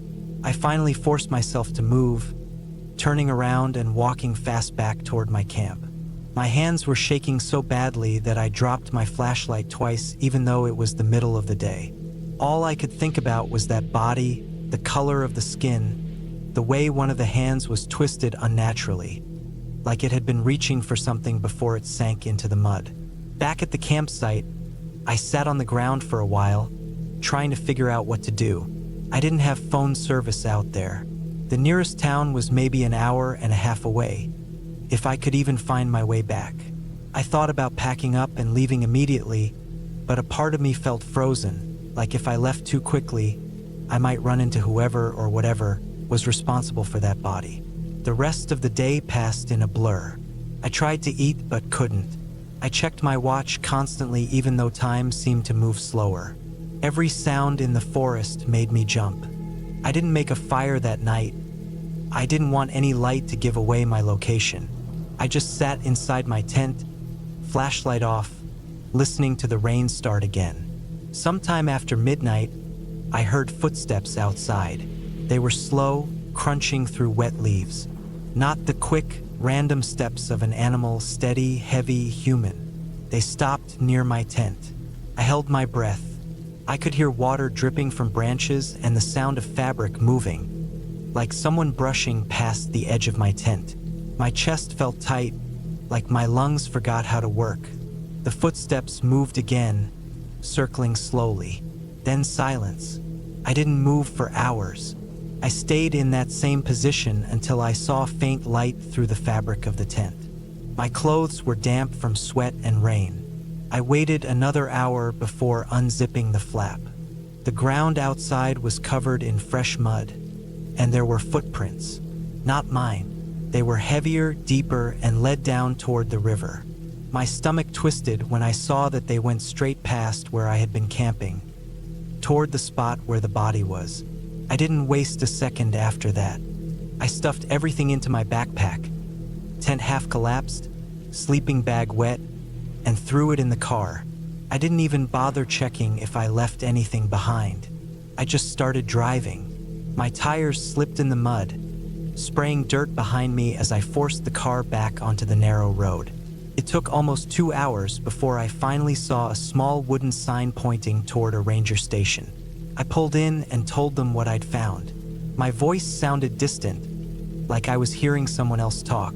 They called the local sheriff's department, and I waited there while they went to investigate.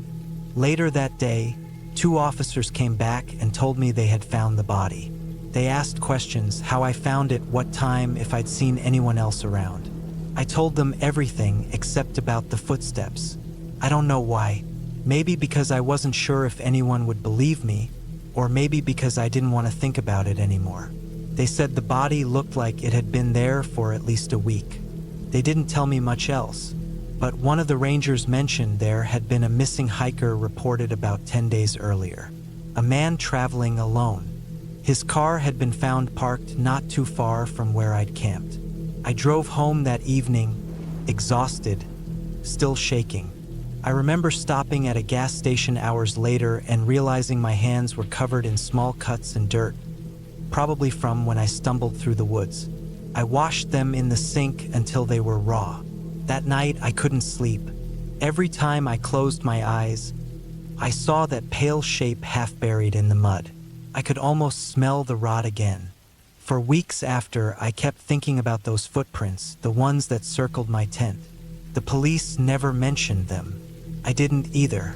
I haven't gone camping since. The thought of sleeping alone in the woods, with only a thin layer of fabric between me and whatever else might be out there, makes my skin crawl. I still don't know who that man was, or how he ended up there by the river. But I know one thing for sure. Someone was still out there that night, walking through the rain, checking on the body I wasn't supposed to find.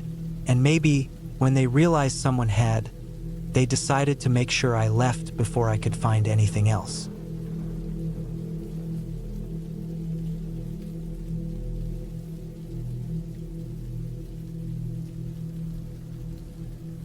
It was the summer of 2014 when I decided to take a solo camping trip in the northern part of Montana, somewhere around Glacier National Park, but far enough off the trails that I wouldn't see anyone for days. I'd been doing solo camping for a few years at that point, mostly in the Midwest, but this was my first real trip into mountain country. I was 27, and I remember thinking it would be some kind of peaceful, self-reflective experience. Just me, the quiet, and the woods. I drove until I ran out of paved road, then kept going down a long dirt path that narrowed until my truck barely fit through the trees. Eventually, I parked near a clearing with a small stream running beside it. The spot seemed perfect. Flat ground, water nearby, enough space for a small fire, and thick woods around to block the wind. I set up my tent, gathered firewood, and cooked a simple meal as the sun started to dip behind the mountains. Everything felt calm, almost too calm. As darkness settled, I noticed how still the air was. Normally, in the woods, you hear constant noise. Crickets, birds, wind brushing through leaves. But here it was dead quiet. The only sound was the water moving through the stream and the occasional crackle of my fire.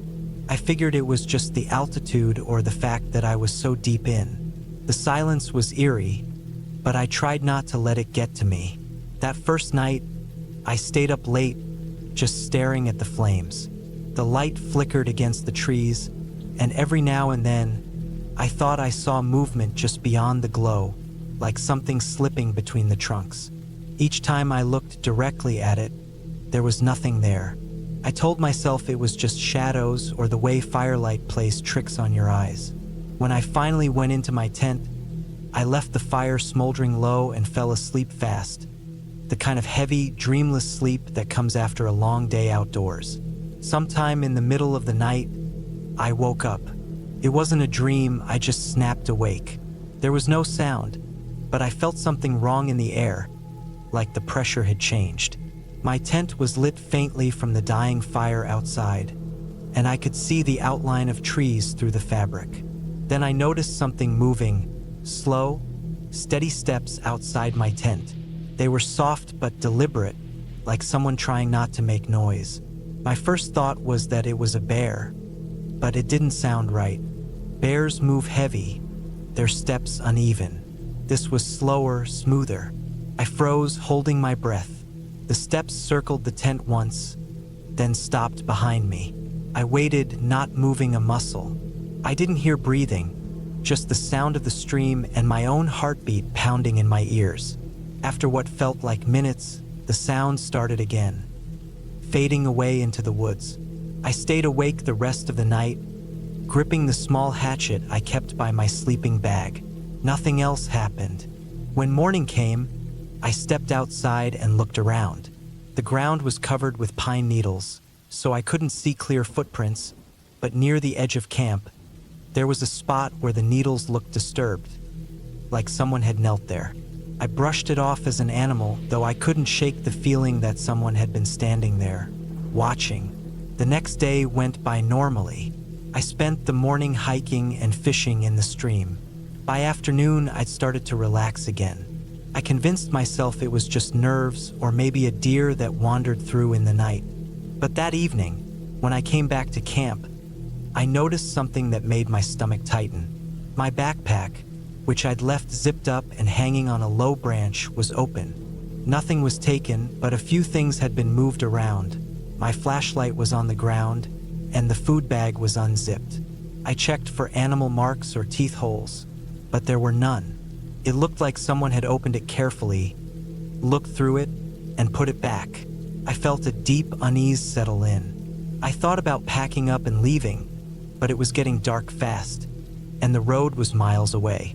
I told myself I'd leave first thing in the morning.